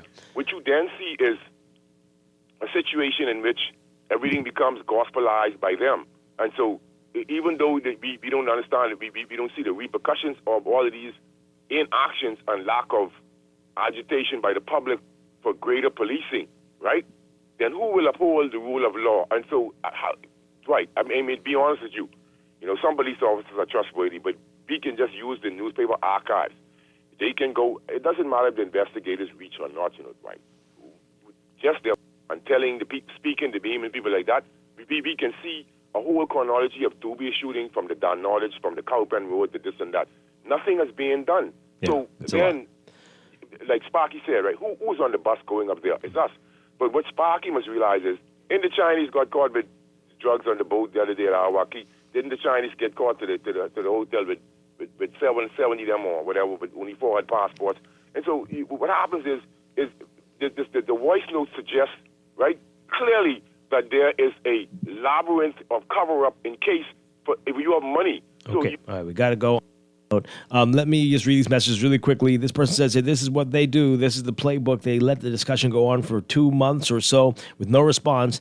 Then they make a statement that we've consulted long enough. There will be no further comment. The commissioner accepted some very bad advice and simultaneously shot the reputation of the police force in the foot. It's now irreparable, not with the current regime. Yeah, it's bad. It's a very bad look.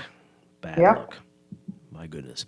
This person says, imagine being in bed with the criminals during election campaigns, using the criminal influencers to gain votes. What do you think happens if the party wins? This is a sad state. And And this person says, Dwight, these delusional F&Ms need to stop this talk that the F&M had control on crime because they locked us down and put us under curfew and had us begging for food and water. Pathetic. Well. Such an exaggeration, but all right. Well, is it? Begging? Begging? Anyway, continue. No, I mean, there were very long lines. There was begging. There certainly was. Too hungry and tired to commit crime, baby. Anyway, we got to take a break, folks. When we come back, we're changing gears. We're going to be listening in on the governor of the central bank, John Roll, and his business. We're going to start that in this hour and take that into business. A whole lot more Morning Blend to come. Stay with us. Craving something delicious and freshly made? Dunkin' has got you covered all day your way. From savory sausage, egg and cheese to crispy bacon, ham, and even tuna. Our sandwiches are made to order just for you. Choose your favorite.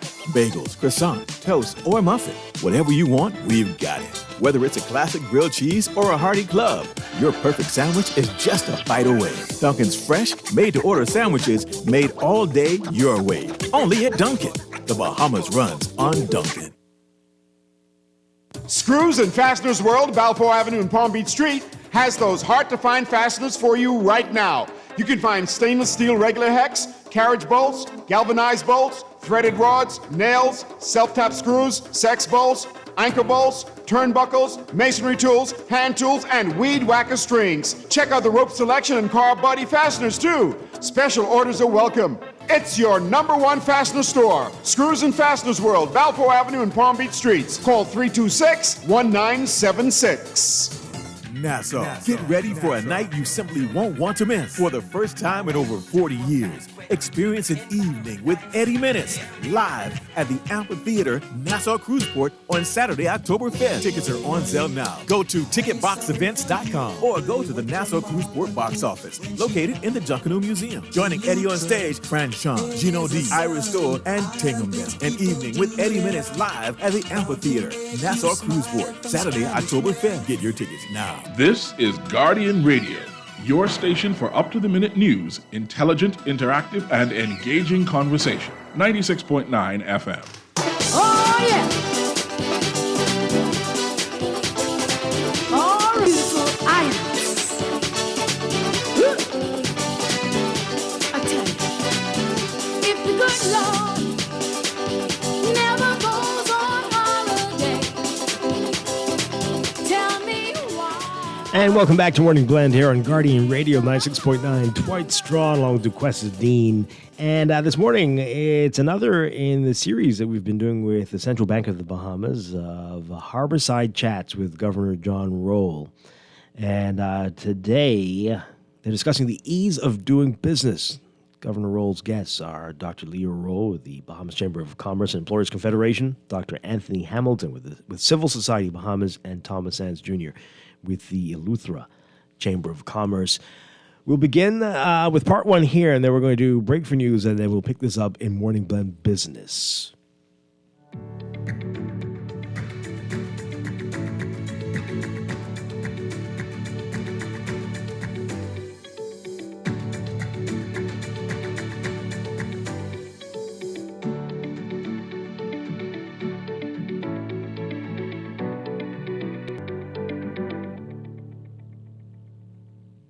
Hello and welcome to another episode of Harborside Chats. I am Governor John Roll of the Central Bank of the Bahamas, and we are holding these discussions on the occasion of the Central Bank's 50th anniversary.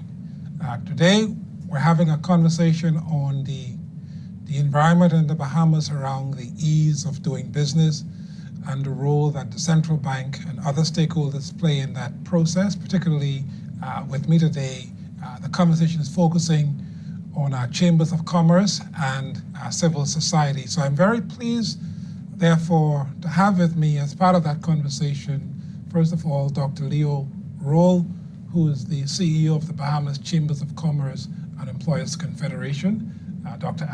Anthony Hamilton, who is the president of Civil Society Bahamas, and joining us from Eleuthera with a Family Island perspective, Mr. Thomas Sands Jr., who's the president of the Eleuthera Chamber of Commerce. Gentlemen, thank you for being here. Welcome. Glad to be here. Good morning, thank you. And before we get into the particulars of this conversation, I just want to have a bit of an introduction to each of you so that our viewers can understand your background. And let's start with you, Dr. Roll. You've had a very extensive career in the private sector, and you've transitioned now to heading up the Chamber of Commerce. How has your diverse background in getting to this new task? Okay, thank you for the question. Great question, sir. I think my background has always been littered with, as you said, a number of entities. However, working directly with small business through the Small Business Development Center, I think has been one of the greatest impetus to help me in the role that I am at now, because what it does is it allows me to see the challenges that small businesses have, both from the standpoint of actually development and from the standpoint of training, entrepreneurship, and those endeavors, having been a teacher and still a lecturer myself. And so I think the roles that I've had in the past have helped to kind of streamline and straighten the path where I'm at today. And so I'm hoping that I'm able to provide a level of support to small businesses given my background. Thank you. And Dr. Hamilton, I know that you've been involved with Civil Society Bahamas for at least a decade. I know you also wear a professional hat in another sphere. But in terms of your role in Civil Society Bahamas, what advice, based upon the experience that you've gained, do you have for others who might eventually move in? Thank you, Dr. Roll. I'm most pleased. I decided to do a prepared statement to encompass the civil society sector because of my diverse engagement in the society. Please. And so I'll just run right into that. The most important lesson that I've embraced as the president of Civil Society Bahamas, as the apex body of civil society organizations for the Commonwealth of the Bahamas, is to have a healthy appreciation of the need for the unique national unity experience of people being the most important assets and investments of the Commonwealth of the Bahamas. Having said that, further to always promote the key priorities of inclusion and consultation through a tripod governance structure of accountability to facilitate an effective and efficient execution of leadership responsibilities as advocate, mediator, and administrator, while mitigating corruption, conspiracy, and cultural contamination in the best interests of both the citizenry and residents of the Commonwealth of the Bahamas. This conviction is demonstrated through the Civil Society Bahamas Memorandum of Association of Section 4, subsection 1, which states as follows, and I quote, "Civil Society Bahamas searches for and identifies at any given time the myriad of problems that confront our society, either on its own volition or through the public at large, and search for solutions to these problems. The solutions are derived at after proper education and feedback from society through radio programs, television programs, town meetings, the internet, and other appropriate public forums," end quote. Therefore, my advice to future leaders of civil society sector is to always seek to be authentic as a leader. Trust by the internal and external stakeholders while breaking silos and to be immersed in the foundational documents of Civil Society Bahamas and the civil society sector legislation, inclusive of the preamble of the Constitution and the Constitution of the Commonwealth of the Bahamas. Thank you very much. And so let's turn to you, Mr. Sands. You've stayed on the island of Eleuthera. You've been very active in a diverse range of business activities, including real estate, and now you're heading up the Eleuthera Chamber of Commerce. How has the experience that you gained over the years prepared you to take on the leadership of the chamber? So the period of time of traveling for education abroad, essentially I grew up on the island of Eleuthera, involved with many businesses and opportunities to learn from my parents, my grandparents, and other members of my families who were involved in various aspects of entrepreneurship, businesses, real estate. And in fact, our company has been in existence for 48 years. And so that has placed a unique perspective on not only the creation, but the operation of businesses in a family island. What it has also helped me to do is to use what I've learned to also connect local businesses and individuals with investors who enter our community.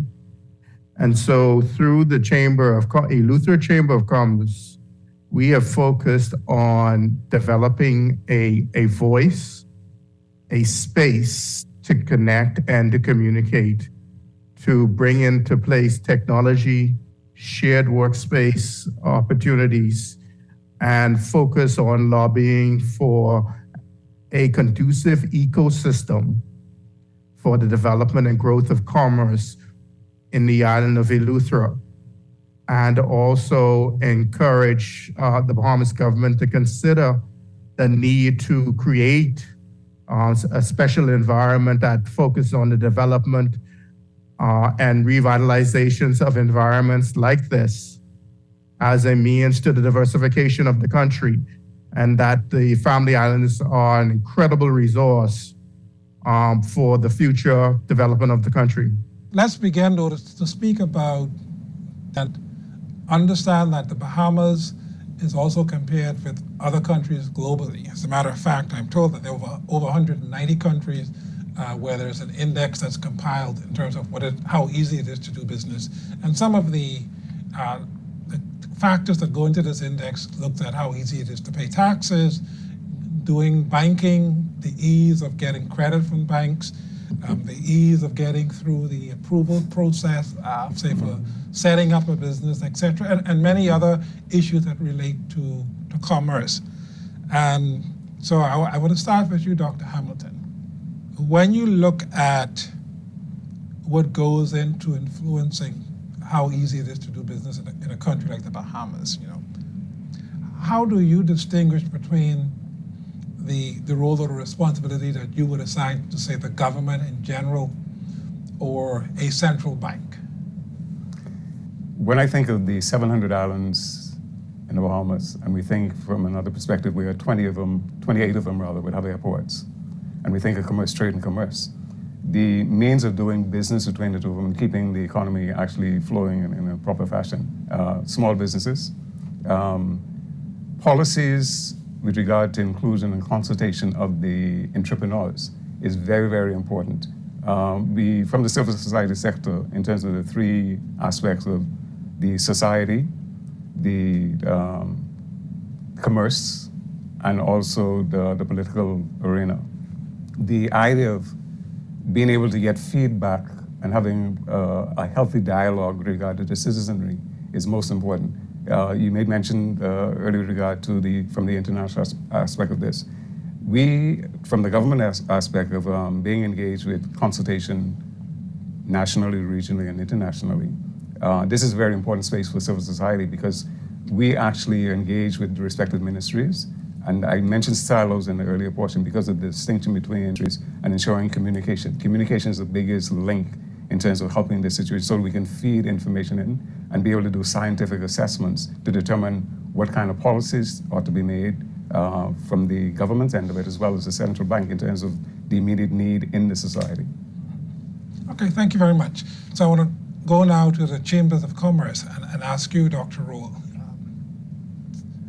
can you say that there are 2 or 3 top challenges that businesses would express on average around, say, the ease of getting set up and started in the Bahamas? Thank you for the question, Governor. I would say that there are a myriad of challenges. However, I will answer your question with the 3. I think the 3 biggest challenges are, as you mentioned, access to capital. Businesses find it hard. When you think about the life cycle of a business and you think about those fledgling entrepreneurs or those fledgling businesses trying to access capital, you think about the challenges around getting a business plan that's proper or actually accurate created. You think about banks and their flexibility to lend to a business, especially if they don't have historical financials where there's a proven track record. They're then going from the pro forma financials, which are truly a pie in the sky in most instances depiction of what the business thinks they can do.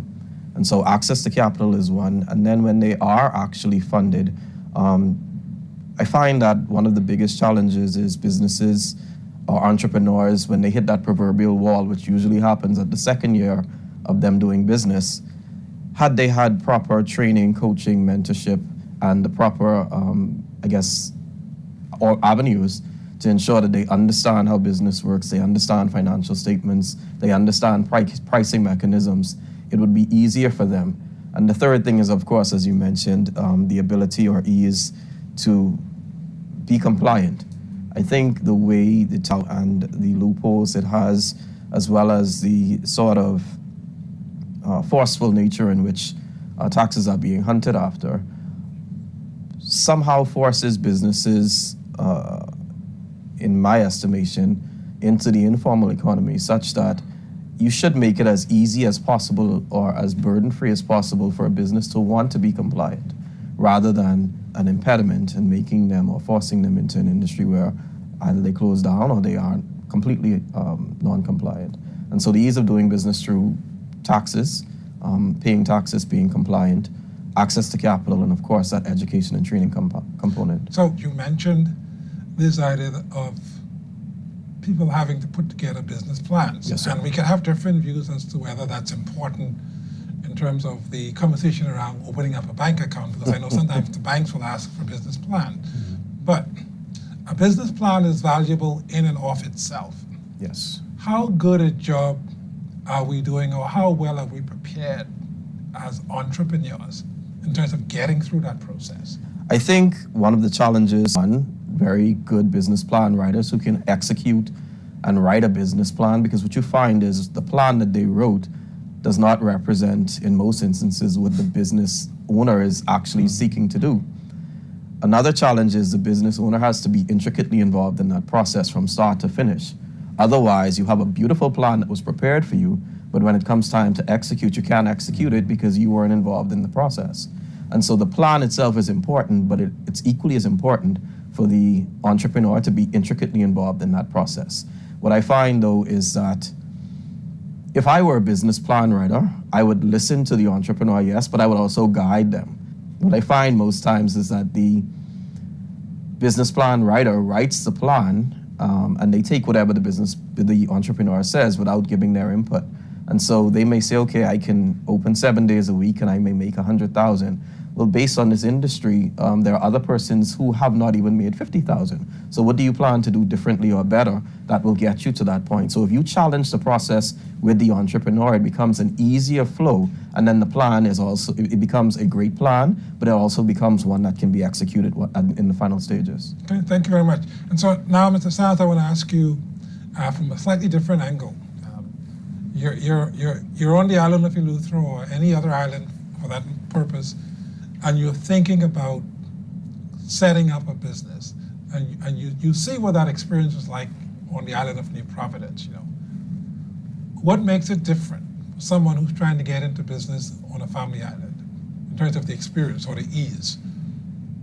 Well, Governor Rule, I live on with Dr. Rule had said, and I think a lot of his points are very fundamental to a new entrepreneur trying to establish. But what we see a lot in the family islands are legacy operators who are now faced with some unique challenges.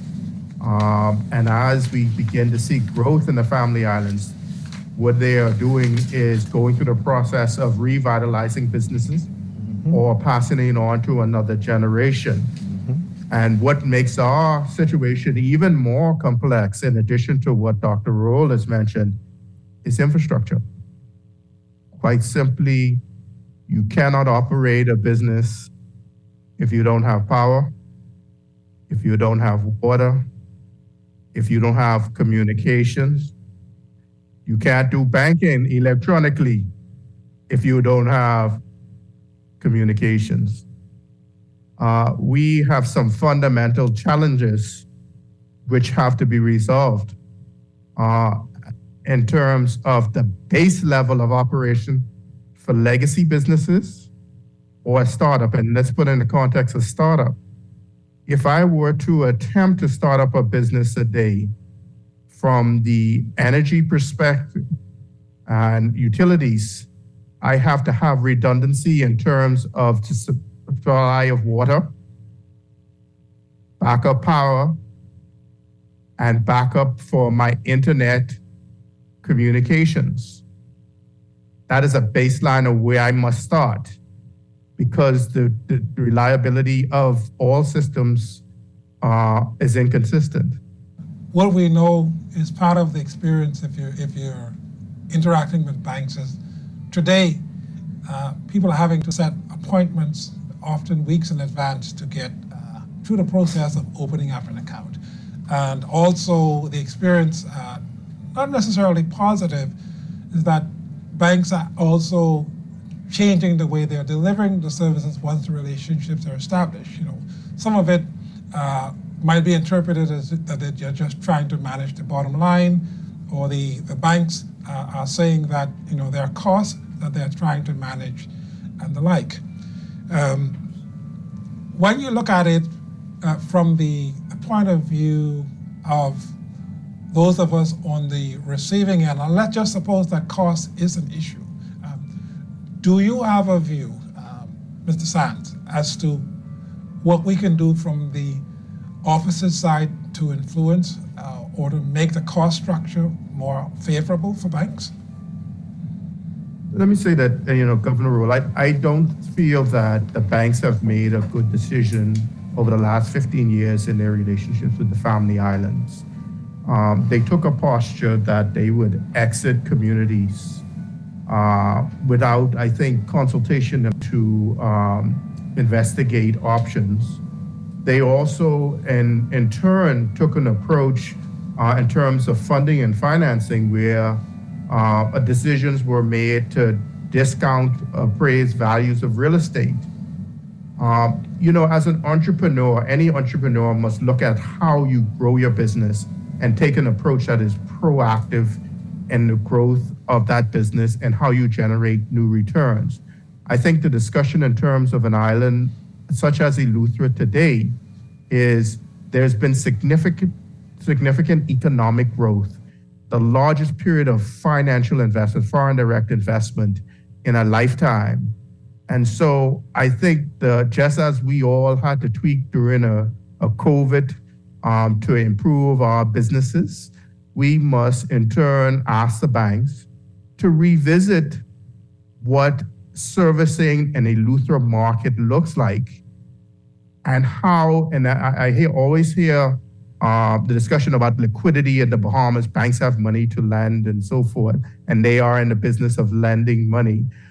I would invite them to take an approach to look at one of the largest growth periods, specifically in the island of Eleuthera, and determine a business model which allows them to grow their revenue, and so that expenses then fall in line, and the model that it takes, the tweaking of a business model that then supports the rollout and support that is necessary to grow in an economy. All right, so we're going to pick up part two of this in the rest of Morning Blend Business after the news. This is Morning Blend here on Guardian Radio 96.9. Stay with us.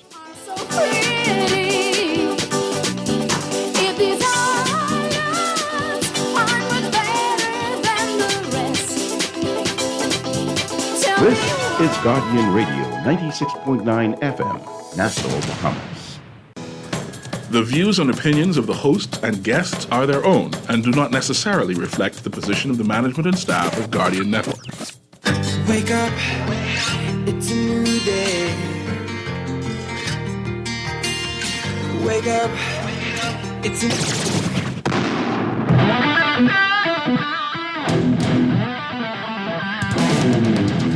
Good morning and welcome to Morning Blend Business on Guardian Radio 96.9. Dwight Strachan along with Duquesa Dean. It's a special edition of Morning Blend Business this morning. We've been partnering with the Central Bank to air Harborside Chats with the Governor John Roll. And this series is to celebrate their 50th anniversary. We're going to join part two now of this morning's discussion on the ease of doing business in the Bahamas. Governor Roll speaking with Dr. Leo Roll with the Bahamas Chamber of Commerce and Employers Confederation, and Dr. Anthony Hamilton, president of the Civil Society Bahamas, and Thomas Sands Jr., president of the Eleuthera Chamber of Commerce. We join this discussion now. again, when we look at the issue of banking services, a lot of what banks do by way of the lending side is focused on personal or consumer lending, so we're not even touching the surface yet in terms of the business side of lending.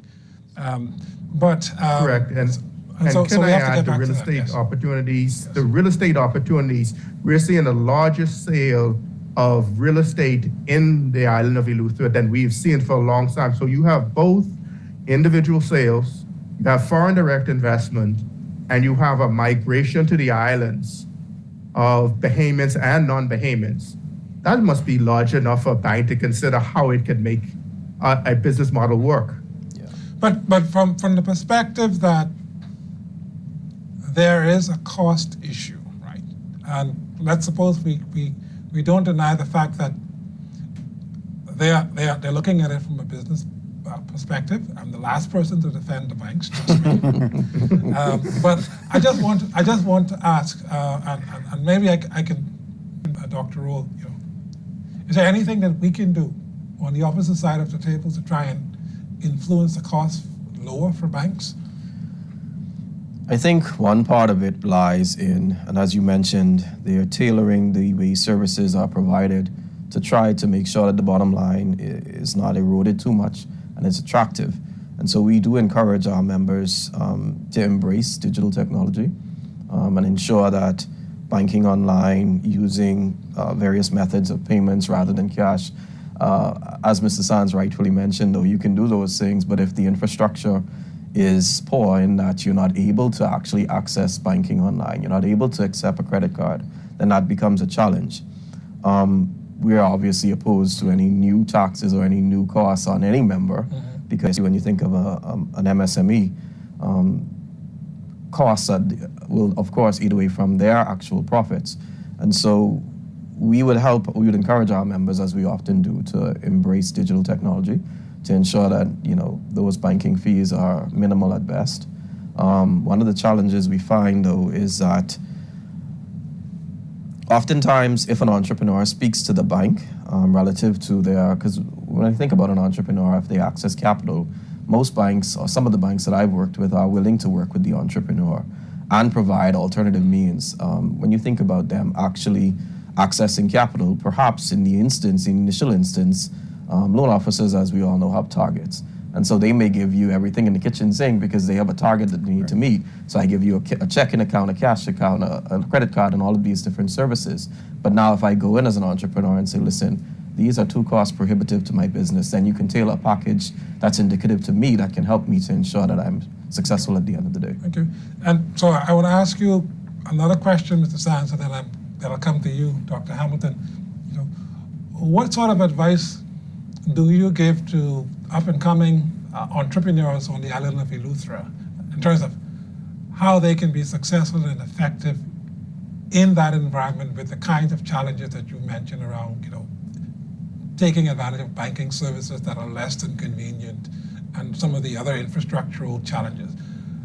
How do you advise them to go about being successful in that setting? It's important that a business owner, operator understands the business that he's getting in.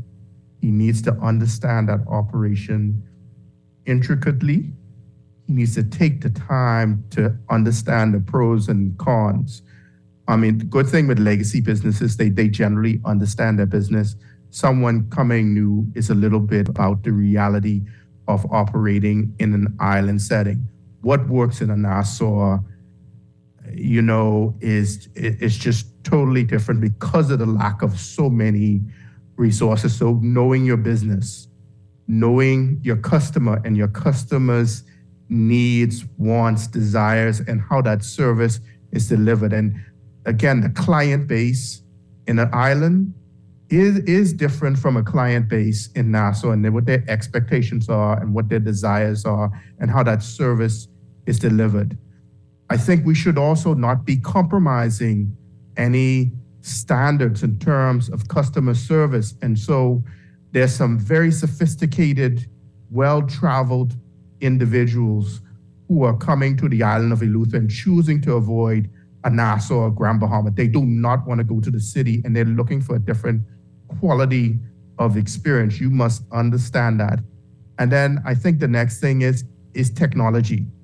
You must embrace technology from the beginning. You must collect data, analyze that data, know your customer base as it evolves. And the customer base in every business is always changing. We find that also in the islands of importation, and everything is important, is it changing dramatically. I remember I tell the story, one of my businesses is a supermarket. And we used to be able to count on the price of a product being the same for years. Today, the cost of a product and cost of getting that product delivered and handling to you changes in every delivery. Every delivery that I have every week, and we have 3 or 4 deliveries a week. Every day, that price point is changing. And so, I think there is an impression by entrepreneurs or people who want to enter business that it's a slam dunk, that it's a TikTok or a Facebook easy instant gratification solution. It is not. It is a commitment of resources, time, energy, learning that business from the ground up. And you find, again, in the family islands, that been in the grocery business. I have a business degree, and the legacy training that I had from my parents meant I had to do the plumbing, I had to do the electrical, I had to figure out the refrigeration. All of that I learned through legacy knowledge that was provided to me from those operating the business. This is a totally different environment than you would experience in a city setting. And it is not an easy task, but success comes with the commitment to a long-term investment of all of these resources and all of the time. I think, let me add a final point, is that given the growth that is taking place in a family island, the next major challenge is human resource, and human resource that understands the client base and where the community is going and how you must deliver that service. So, I would say take your time, get to know it. Writing a business plan is not the same as operating it. Get a lot of advice. Thank you very much. So, Dr. Hamilton, the central bank is working with a cross-section of stakeholders looking at how we or improve the experience or the ease around doing banking and getting set up with a bank account. Can you offer maybe 2 or 3 good recommendations that either the central bank or the government can take on board to make this process easier? Planning, organizing, implementation, and evaluation. It's a process, a system. The reality of good collection of quality statistical data to drive our decision-making process is critical in the midst of this. Diversity with regard to our economy as we avoid being Nassau-centric and give consideration to family islands. We spoke of Eleuthera. You have an Acklands, you have an Inagua, you have a Grand Bahama and Abaco. All of these are diverse. With respect to policy formulation and legislation to guide this, one of the things that popped up as we were having the dialogue just now, the civil society sector has been encountering immense difficulty with regard to opening bank accounts. 2 entities that I'm very familiar with right now, it's taken about 6 months, and it seems like the goalposts keep slipping. Every time we figure we have complete data, you find that something else is popping up. And incidentally, this is with the same institution. And giving consideration to other institutions, now you start the process all over again. One of the things I'd say here too is the KYC rather. The reality of many of our folks have not been aggressive in the banking system. And so the requirements of bringing all the government documentation, and it gets even more complex when you think about commercial business, because access to capital, again, respect to those in New Providence, is amazing right in New Providence. The qualifying factor in the bank seems to be shifting every so often. So with regard to the central bank and also the government of Bahamas, all the government agencies, government ministries and agencies, the data that's collected on a daily basis, bringing that data together so we can probably assess and determine the trends that are actually happening. let's say, for instance, the Ministry of Social Services. The needs that are being called on in social services to address challenges by way of socioeconomic challenges, policy decisions, changing legislation or amendments to legislation is one thing that can happen there. The central bank, in terms of in some sectors, we speak about trying to get data, and you'd figure you're doing business. Let's say, for instance, an aviation situation, we have a member from the aviation sector in Civil Society of Bahamas, and you buying money to pay from transactions that are generated here in the country. Policy decisions, consultation, inclusion in the process, being to the table to help to influence those decisions that will be made. Those are two primary things between the government and the central bank. And you mentioned the KYC, or the due diligence process. Right. Now, part of what banks do when they open up an account relationship is they try to size up the risk of a business. And risk not from the point of view whether your business fails or succeed, but whether you could be introducing illicit cash flows into your account. So a part of KYC is understanding the profile of the business and how to monitor. And I want to put the emphasis on monitoring, because the heavy lifting that financial institutions should be doing is, once they have a profile of what your business looks like and the cash flows, they monitor the actual cash flows so that they can determine whether you're falling within the acceptable ranges. So know your customer and the due diligence process is not intended or endorsed as a way to entities out of the access to bank accounts. And that's one of the things that we do put a lot of energy and effort into try and sensitize banks about, even though we still understand that there are certain range of businesses that banks will say outright that they do not bank. That's an easier decision if you show up at the bank and they say we don't bank this type of business, as opposed to the process where the assessment might be very drawn out. So I just want to make that very clear in terms of how we address the ease of banking. And you mentioned data and information. That feeds into how easy it is to put together even a business proposal or a business plan, right. to know that you're basing it on reliable, scientific information, reliable information. Yeah. But I wanted to talk about the issue of capital again, because we mentioned that typically in the Bahamas you don't get much by way of business financing. No. We get some, but not to the level that you would expect in a more balanced financial setting. And so I want to know from you, Dr. Roll, how are businesses on average in the Bahamas resourcing capital for startup? The businesses I've seen in working with the MSME community have either gone through it in finding the capital themselves, so raising the capital or saving the capital. Grants have helped quite a bit, and so some of the businesses access grants. And there are a few, it is growing now, but there are a few who have accessed capital by way of bank funding. What we found when I was intricately involved in the process of onboarding a number of entities to begin the government guaranteed loan program with DSP, that a lot of the entities that we approached did not have a business banking sector. And so it was sort of a trial and error period, because they needed to first create the sector, then train someone to know what to look for when they're doing a business loan, and then determine how much capital they're putting towards this pocket of business. We found that some of the banks were more amenable because they had business banking, and then others weren't. But by and large, businesses are either accessing grants or they're getting the capital on their own and then starting businesses. Now, as I said before, especially with the implementation of the government guaranteed loan program, you find more and more entities are willing and able and have the capability, as Mr. Sands mentioned, capacity building.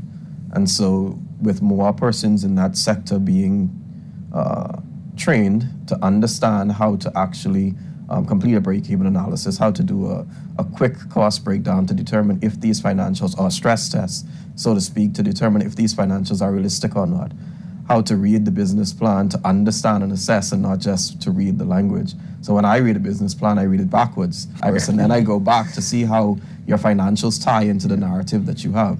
And so it's things like that that I think can help. But I do see a very promising progression of businesses accessing capital by way of banking, by way of bank loans. And on this issue of collateral, so right now in the Bahamas, we are in the final stages of legislation that will allow for more than just real estate to be secured for credit. So if you have receivables, Factoring. Intellectual property, etc. But earlier we had a conversation around the valuation on real estate, and I want to ask you this, Mr. Sands. How much further does not real estate on the Family Islands go in backing a request for bank credit? So there was a period of time where banks, so over the 15-year period, as economy slowed in the islands, where the discussion was that, yes, it's a market value, but we'll discount and only use a certain percentage, less than if it were in Nassau as a value for collateral. That discussion, I think, is changing today as a result of a growing market. And realistically, if the right principles are in play from day one, if the evaluations are done correctly and the data is collected correct market value, that is as strong anywhere in the country based on what is taking place in the sales in our market. I would say that we have seen in recent times exponential appreciation in property on the island of Eleuthera as the market has grown. There's always been consistent value in appreciation, but the rate of appreciation over recent time frames have increased dramatically. And that's the strength of building an economy. I think the bigger picture here for us, Governor, is that we must build economies, each one of these ecosystems, each one of these environments in such a way that there's a path, a consistent incentives and cash. We talk about banking, we need to have banking services. So banks may have to be encouraged and incentivized to step into place to form part of that ecosystem. And they need to participate as partners in the growth and the development of that ecosystem. If they do, they will receive rewards as they build loyalty and so forth. But there is strength in real estate and the value of real estate. I would hedge my bets in real estate before cryptocurrency and all these other things that have come and gone. But of course, the same principles apply everywhere else in terms of location, how well they are built, and what is happening in terms of trade in that market. Thank you. Dr. Roll, when we talk about financing, around about 2017, the central bank, consulting with the government, we relaxed exchange controls to empower businesses to go out there and raise US dollars or other capital if necessary to fund their business. And so from the permissibility point of view, it's possible, and it was also a response to businesses' view that in some cases they could probably find funding cheaper elsewhere. It's still more of an idea. I think you see some use, but from your assessment, what is it that's missing from the equation in terms of businesses and individuals being successful in tapping into foreign funds? One of the things that we were adamant on doing was trying to connect. I think what is missing is the connection. So a lot of entrepreneurs don't know where the capital is that they can access. And so what we've been doing from a chamber standpoint is next year you'll see a number of trade missions where we're actually going to these various countries with business owners, and they can then have access to some of the FDI or foreign direct investors who can actually bring to the table the currency or the funding that they actually need. And so first building that bridge to connect them and saying, okay, we're doing a trade mission, I don't know, to Morocco, to China, to Kuwait, to build entrepreneurs are. And working closely with the investment community there, will first bridge that gap between helping them to get to the investor, and then when they get to the investor, we won't leave them alone. So we will help them by helping them to speak the language that the investor can actually understand and respond to. Let's have at least one round of conversation on inclusivity in the business environment. So there are two dimensions to this. One, which we hear about a lot, is Bahamians versus non-Bahamians and the opportunities that you can give them access to in this economy. But the other way we talk about inclusivity globally as well as to whether the opportunities in business look the same for men as they do for women. So I know what you were going to say about how the government can open up the space a lot more and give Bahamians better access to all of the opportunities that are out there. But I'm going to start with you, Mr. Sands. How are we doing in terms of the business environment for males versus female in the Bahamas in terms of how easy it is for either gender? Say in terms of the family, and I grew up in a family business with two very strong sisters who stood side by side as we grew our business. I grew up with a grandmother both grandmothers who lost their husbands at a very young time in their lives, and they grew businesses. They grew businesses in the Family Islands, and women have played a strong role in the growth and development of Family Island communities that I've experienced in the island of Eleuthera. And I believe that opportunity still exists. Again, I stand to be corrected, but I see go-getters who are prepared, or entrepreneurs who are prepared to do the work and so forth. I see them having similar challenges as men in business, but I see them at least again in the Family Islands being creative and going after their piece of the puzzle, piece of the pie. In fact, on the real estate side, I think like in this Airbnb, from a Bahamian perspective, I probably get more calls from females about entering that business than I do from males. And in some instances, it may be the wife giving me a call if there's a marriage in place. And so I think there is an appetite. I think there's a desire. But they face many of the same challenges that I think a male would find in this process. The challenge, again, in that particular field, we go back to real estate, is finding property that is transferable, good titles. There's some issues with that. Subdivision regulations have increased the cost of entry. And the time it takes to transact in real estate in the Bahamas is significantly higher greater than most locations in the world. So that is displacing, opportunities, and I think Does the Chamber of Commerce pay any attention to the gender issue in business? Absolutely. Governor, your question seemed to come directly from my playbook. I dabble in quite a number of things, and one of the things I did the other day, so grant writing is a passion of mine, and so the U.S. Embassy had a grant that was open. It's called a Diplomacy Grant. And so from a chamber standpoint, we wrote to have access to some of the funding for that grant, and the program is specifically called the Girl Boss Project. And it's meant to bring awareness both to young girls and women in entrepreneurship, to help them to become more involved in what we would call male-dominated industries, like construction, like IT, graphic design, etc. What I found in my career is that women will ask for less than a man in the same industry or the same business. And what I chalk it up to is that women are naturally, not frugal, but they can naturally manage resources, it seems, better than a male.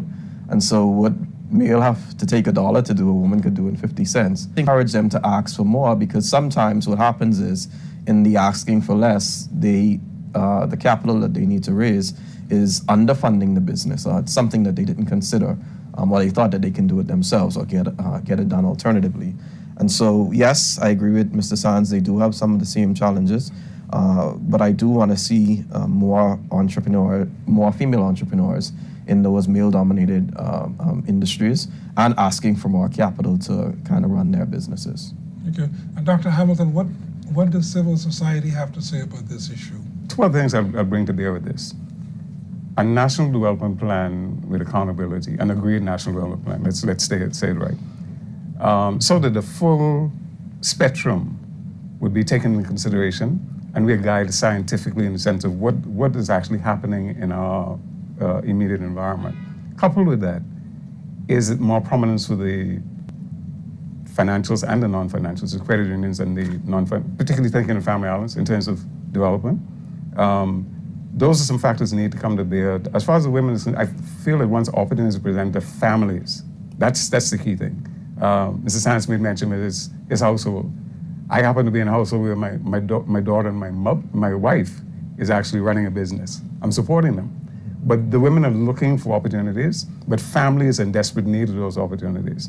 I think in our society, a lot of emphasis recently has been placed on trying to give the women an opportunity.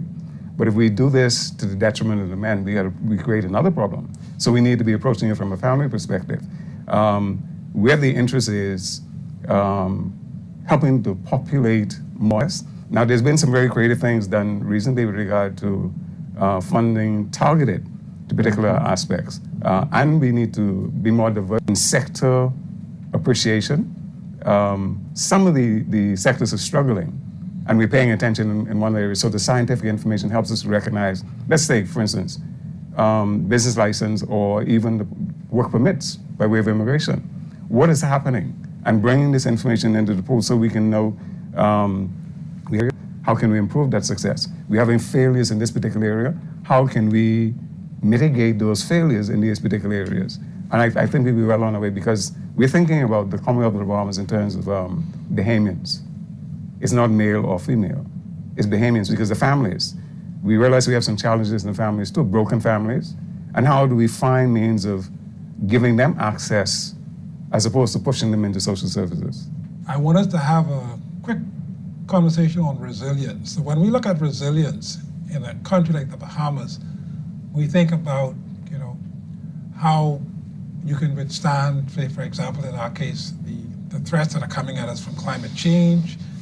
This year, 2024, we expect a very active hurricane season, and we think about how the government contributes to having infrastructure for telecoms and electricity that can withstand storms and that you can bounce back. I want to know, and I'll start with you, Mr. Sands. What is the advice that you give to business individuals about how they think about the resiliency within their operations, assume everything else in place the way we would like for them to fall in place? What should they be taking care of inside the operations in this very risky hurricane belt, and thinking about all of the risk and adaptation issues around climate change? I am deeply concerned where Luther is today.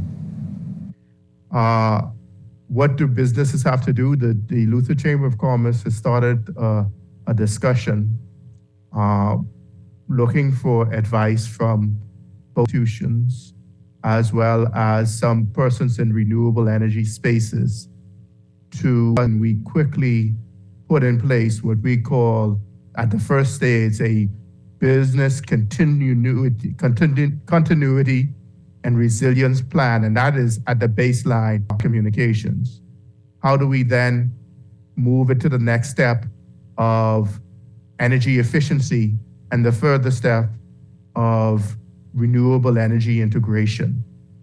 I would say to a business starting out, plan that into your master plan before you start. The redundancies in a family island are so critical. So again, in any business operating today, you have to have a backup water system, you have to have a backup generator, you have to have, in addition to cable and BTC, I have to have a Starlink to make sure that my business can operate. In terms of equipment, you have to have a backup parts. So I have 2 of every part that I need to operate my business in a family island. That is part of the business model that you must plan for so that you could make sure that you can operate your business, you can keep the doors open, you can deal with repairs that need to happen immediately, because in a lot of instances, there's no technician here, there's no parts available here. And so I would say, as a critical stage, talk to someone who's in that business, talk to people who are on the islands, find out what you need to operate, survive, and God forbid if a hurricane comes, what do you do next?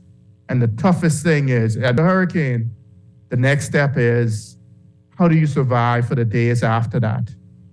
And so that must be part of your strategy now, in the immediate term, the short term, and the long term. And again, I go back to this thing is that an ecosystem must be designed with a plan to resolve these issues, but not just for the short term. And I think we're very active in the Bahamas. We are seeing growth at a level that we have not seen in many years. And so what does that mean down the road? How do we put in place steps that get us to where we need to be 10, 30 years down the road, and real solutions, not bandage, stopgap measures that, yes, work for a month or 2, but don't resolve the problem as we move forward into the future. Thank you. I'll ask you the same question, Dr. Rule. When you look at the chamber constituency, what are you seeing in terms of business thinking or preparation around their resiliency? So, Governor, what I'll do is I'll take resiliency, and I'll be quick, from a standpoint of 2 angles. One, resiliency in terms of how well a business bounces back from adversity. And when I think about adversity, I think about the headlines today relative to tax codes and disagreements in those, and how well do you maneuver that type of adversity as a business, provide the provision of better tax codes, better collaboration, more educational campaigns when things are changed or when there's added requirements such as the now audited financials, etc. And so as a business, I always look at it as an ounce of prevention is better than a pound of cure. And so being ahead of the game, but also lobbying through organizations like the Chamber and allowing us to, through our leverage relationships, to partner and work with the government, especially places like Department of Inland Revenue, to kind of help with making sure that businesses are resilient in that they can survive some of these challenges that they're having today. I echo the same sentiments of Mr. Sands when you think about a business continuity plan. The only thing I would add is making sure it's continuously refined. And so not the same plan that you had when you started business 2 years ago, in some instances 1 year ago, is still current today. And so how are you ensuring that there are partnerships so that I know that at the end of the day, if my system goes down, I can rely on Mr. Sands' Starlink for maybe one day to help. And so how well are you doing those things and refining your business continuity plan? That's what we're doing from a chamber standpoint to assist our constituents. Thank you. And Dr. Hamilton, civil society has any views on this? Certainly we do. We recently introduced 2 new committees in Civil Society of Bahamas, principally the Resident Experts Committee and an Economics Committee. And the whole focus behind that is taking into consideration a national development plan. The reality of the resident experts is geared towards consultancy with respect to helping the NGOs to pursue grant writing, securing grants. Mm-hmm. You'd be aware that during the Dorian experience, a number of international NGOs converged on the country. We weren't ready for them. Mm-hmm. We want to be ready this time around. And so that's a part of the training process. As a matter of fact, when we worked along the central bank in light of the financial literacy program, we did another program in conjunction with that program, which exposed a number of the NGOs. As a matter of fact, not only for the adults, but we have student population who was also engaged in that process. So interactive. I mentioned I'd like to see a combination of the NGOs and the cooperative sector coming together. Mm-hmm. And we're definitely going to be talking to Chambers some more about that. The other part of it is that Recently, we were doing some research to determine the national contribution of the civil society sector to GDP. That's an interesting study to take place. So we are putting the doors open to encourage participation, partnership in that regard. CPDC, as a regional body, we're working with them, but there's also international links as well that we're embracing to ensure this happening. Now, once we can get that foundational plank laid properly, I think we'll be well on our way for resiliency going into the future. Well, thank you very much. So we are just about at the end of our discussion today. And let me say that a very important part of what the central bank is doing really is financial literacy oriented in focus, and really getting businesses and individuals to understand the environment in which they operate and how to manage the items that are within their control. I think some of that comes across today about business plans and resiliency, as well as understanding the experience or the process around getting credit. We acknowledge as well, and as part of the central bank's work plan, that there's still an incredible amount of work that has to be done from the central bank side and the government side to make the environment friendlier for business. And so we're not going to retract from that. We're going to push ahead there. But I hope that in addition to that point, we take away the lesson of how important it is within the business operator, for the owners of the businesses, to be attentive to what it is that they need to be doing to stay viable. And I think, Mr. Sands, you mentioned in many cases that in the family islands, we have to be attentive as well to the education of the customers and the clients, and to understand how that factors into the service delivery level. But I want to thank you all tremendously for being here today. Thank you, Governor. Most pleased to be here and making the contribution. Yeah. And so this, I think it's been the third or the fourth in our Harborside discussions. We have at least 2 more plans for 2024, and I'm confident by the time as we get to November or December when we do the final one, the weather is going to be mild enough so that we can truthfully return to the harbor side so that our viewers can see the harbor side. But Harborside, we have a collaboration with Guardian Radio, so these conversations are rebroadcasted on Guardian Radio. You can also find them on the Central Bank social media page, and we have a ZNS to air these on TV. If you have any comments or suggestions regarding this or future programs, we also welcome your input, so you can send us an email to harborsidechats@centralbankbahamas.com, and we welcome hearing from you. And having said that, I want to thank all of you for joining us for this conversation, and we look forward to engaging with you in subsequent and future programs on Harborside Chats. Thank you. Governor John Roll there with Harborside Chats from the Central Bank. We're going to take a very quick break and be back to wrap things up. This is Morning Blend Business on Guardian Radio 96.9. Ready to save? You can put $100 into the CFAL Savings Express Plan and make sure your money keeps growing. Earn interest on your savings while you're sleeping, eating, or standing in line at the bank. Ready to invest? Start by putting $1,000 into our mutual funds and earn interest there too. Because at CFAL, your interest is our interest. Visit CFAL.com to start now. CFAL, growing wealth for future generations of Bahamians. It's a Scotia Plan Loan Summer. With Scotiabank, you can chase your summer vacation, swing into your home renovation, and slide on back to school with ease. Apply for your Scotia Plan loan and benefit from competitive rates, flexible loan terms, and no payments for up to 2 months. Tick off your to-do list this summer and apply for a Scotia Plan loan today.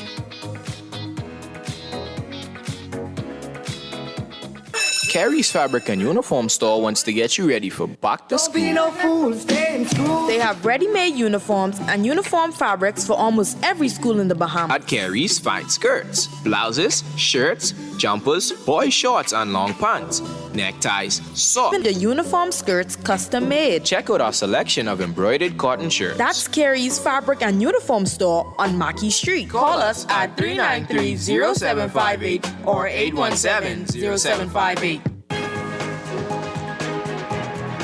It is time for your morning business report brought to you by CFAL. Abco Big Bird's poultry operations manager says the company's electricity bills have been a big shock. Lance Pinder says Abco Big Bird's bill went up by 10 months and is putting a strain on the hatchery's expansion. Meanwhile, communications manager at BPL, Arnett Ingram, says that for large commercial customers, their rates did go up. Large commercial saw their rates increase for the first 0 to 900,000 kilowatt hours, from 8.6 cents to 10 cents per unit. Suncash's business development manager Sean Smith telling Guardian Business that their efforts in North Andros are paying off as their investment is ATMs, automated teller machines that offer cash services, are replacing commercial banks in very significant ways. Smith was part of a delegation of other financial service providers who accompanied the central bank to North Andros for a live digital community forum last week. The forum was a near-record turnout, according to the North Andros Chamber of Commerce. Smith says that Suncash is providing solutions to the North Andros community. You can read all about it in today's Guardian Business section. Overseas, China today accusing Canada of protectionism after Prime Minister Justin Trudeau's government imposed a 100% tariff on imports of Chinese-made electric vehicles, making U.S. duties on Chinese-made or matching U.S. duties on Chinese-made EVs. The Chinese Commerce Ministry saying in a statement that the tariffs would disrupt the stability of global industrial and supply chains, severely impacting China-Canada economic and trade, damage the interests of enterprises in both countries. The ministry urged Canada to immediately correct its, quote, wrong practices, and said that Beijing would take any necessary measures to defend the rights and interests of Chinese companies. And the merger between entertainment giant Paramount and media company Skydance is set to go ahead after Edgar Bronfman Jr. withdrew a competing offer. Bronfman, executive chairman of streaming service Fubo, telling Paramount's special committee of directors Monday night that he would not proceed with his bid. Bronfman, the former chairman and CEO of Warner Music, had initially offered $4.3 billion for Sherry Redstone's National Amusements, the controlling shareholder of Paramount, according to multiple media reports. He then upped that bid to $6 billion. Paramount agreed last month to a merger with Skydance that will inject desperately needed cash into a legacy studio that has struggled to adapt to a shifting entertainment landscape. In your Market Watch recapping trading on the BISX from Monday, your market movers: Commonwealth Bank moving 5,000 shares, up 1 cent to $5.03. Consolidated Water up 1 cent to $5.40. Emira Incorporated moving 365 shares, closing at $9.13 unchanged. The BISX All Share Index closing at 2,963.23, up 0.02. That's your Market Watch, and that is your morning business report brought to you by CFAL, growing wealth for future.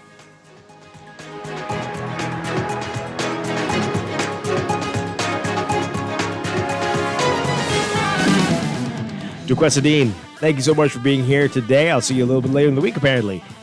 Looking forward to that. Have a good one. I'll be back tomorrow morning with more Morning Blend and Morning Blend Business right here on Guardian Radio 96.9. Dwight's trying to have a great day. Stay tuned for On the Clock with Aaron Green. Okay. Have a great day, everyone. Talk to you soon. On the Clock with Aaron Green next.